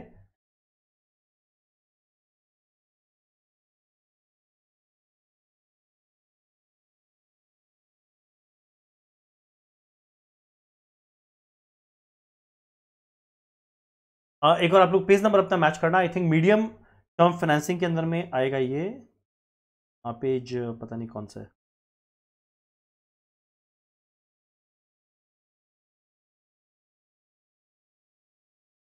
हाँ, लीजिंग देखो। क्या है लीजिंग? सारी कीवर्ड्स। और लीजिंग के एक ऐसा अरेंजमेंट जहां पे asset finance and owned by one party, lessor, but इसको यूज कौन कर रहा है? Other party, lessee. The owner is lessor, user is lessee. वही तो अभी जस्ट मार्क किए। लीज अग्रीमेंट के अंदर में क्या क्या चीज मेंशन रहेगा? टाइम पीरियड, कितना पेमेंट करना है, वो सब कुछ। अब लीज किससे करवा सकते लिखा हुआ है? Commercial bank, merchant banker, financing company. ये सब फालतू टाइम पास है। Basic features. पीरियड में देखो क्या रहेगा? From a day to 100 of years रह सकता है lease period. Payment either daily, weekly, monthly, yearly, कुछ भी हो सकता है। सिक्योरिटी का जरूरत नहीं पड़ता, क्योंकि भैया इवेंचुअली लेसर ही ओनर है, हम तो खाली यूज करने दे रहे हैं, तुमको कोई सिक्योरिटी का जरूरत नहीं है, हम ही तो ओनर है, लीगल ओनर है। मेरिट डीमेरिट हम लोग उस टाइम भी पढ़े थे, वापस से पढ़ने का फायदा नहीं है, काफी सिंपल है, कन्वीनियंट है। हाँ चल ठीक है, सिखा मत। अब बहुत कुछ लिखा हुआ है। शॉर्ट टर्म फाइनेंसिंग में काम आएगा। लेसी को कोई चाप नहीं है टेक्नोलॉजिकल ऑब्सोलेंस का, क्योंकि लेसर ले जाएगा लास्ट में। लेसी का लोअर टैक्स बर्डन रहेगा, कोई हेवी पैसा उसका ब्लॉक नहीं होगा, एस्केलेशन क्लॉज नहीं है। पर कुछ डीमेरिट भी है, जनरली कॉस्टली पड़ जाता है। एक और में मशीन खरीद वो बेटर है, ये ज्यादा कॉस्टली पड़ जाता है। टैक्स अथॉरिटी बेनिफिट किसको देगा? जो बाय करता है, डेप्रिसिएशन का एडवांटेज। रिजिडिटी ऑफ पेमेंट, ये थोड़ा प्रॉब्लम है। फाइनेंस लिंक ऑपरेटिंग लीज में हम लोग जाने थे, यहां पे हर चीज लेसर का है, यहां पे हर चीज लेसी का है। हर चीज मतलब क्या? Risk, cancellable, cost of repair, non पे आउट, ये सब कुछ। और यहां पे हर चीज किसका रहेगा? लेसी का रहेगा।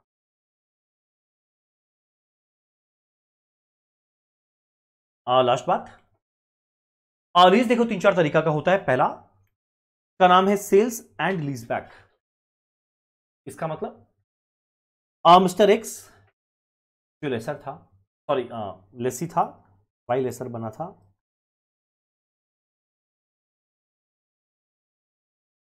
यहां पे मिस्टर एक्स क्या करेगा ना, मार्केट में जाके मशीन खरीद लेगा, जैसे तैसे पैसे इंतजाम करके मशीन खरीद लेगा।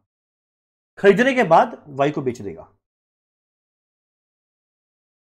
एक्स खरीदेगा और तुरंत वाई को बेच देगा और वाई को बोलेगा भाई आपको हम सेल किए, अब आप ओनर बन गए, वाई बोलेगा हम ओनर बन गए, अब एक काम करो वापस मेरे को लीज पे दे दो, ये वापस इस पे लीज पे ले लेगा।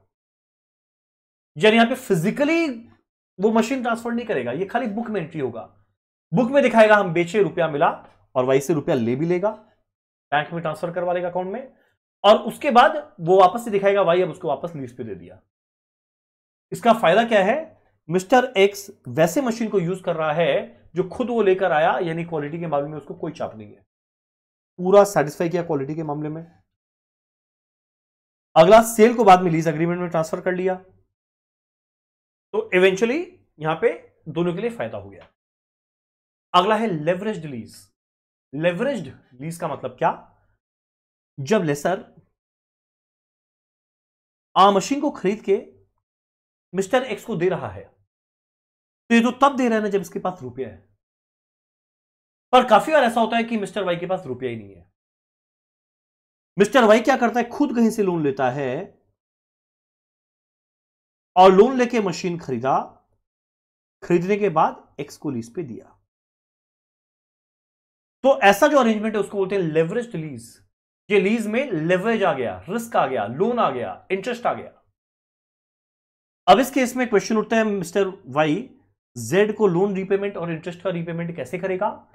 जैसे से मिस्टर एक्स से उसको लीज रेंटल मिलेगा, वो संग संग यहां मिला, संग संग वो यहां पे ट्रांसफर कर देगा, यानी सीधा सीधा इसको ट्रांसफर करेगा और जो सरप्लस बचा वो मिस्टर वाई अपना रखता रहेगा। ये लेवरेज्ड लीज। क्या लिखा देखो, यहां पे लेसर बोरो करता है कुछ purchase cost from third party, lender is paid off कैसे, lease rental directly by lessee, और जो सरप्लस बचा वो किसको दे दिया जाता है, लेसर को। यानी जितना वो जो बोरो जो लेंडर था उसको दिया, एक्स्ट्रा पोर्शन लीज रेंटल का लेसर को मिल जाएगा। Next, sales and lease.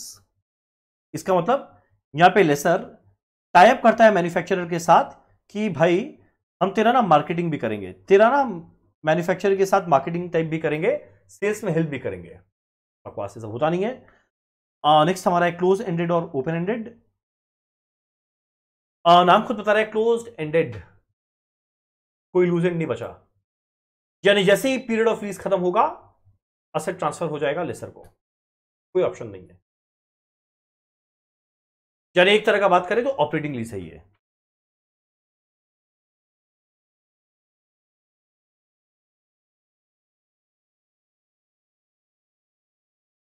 ठीक, जबकि ओपन एंडेड में, ओपन एंडेड बात बोलते हैं ना, ओपन एंडेड बात खुला है, तब इस केस में लेसी के पास ऑप्शन रहेगा कि भाई जो तुम यूज कर रहे हैं ना, तुम चाहो तो लीज पीरियड खत्म होने के बाद तुम उसको परचेज भी कर सकता है, वो एक ऑप्शन भी उसके पास अवेलेबल रहेगा। डन। तो ये था इन शॉर्ट अबाउट लीजिंग। तो आज की क्लास में हम लोग बहुत कुछ डिस्कस किए, बहुत सारा चीज डिस्कस किए, आप लोग सुनना, एक बार वापस से रिवाइज कर लेना, एग्जाम में अगर मान लो थ्योरी अटेम्प्ट करना पड़े, और एक और सुना हुआ भी है ना, और बेस्ट पार्ट है आप लोग के लिए हर चीज के लिए डायग्राम बना दिया, एग्जाम में बनाना एकदम माइंड में ध्यान रहेगा, फटाफट मार्क्स मिलेगा। Done, bye.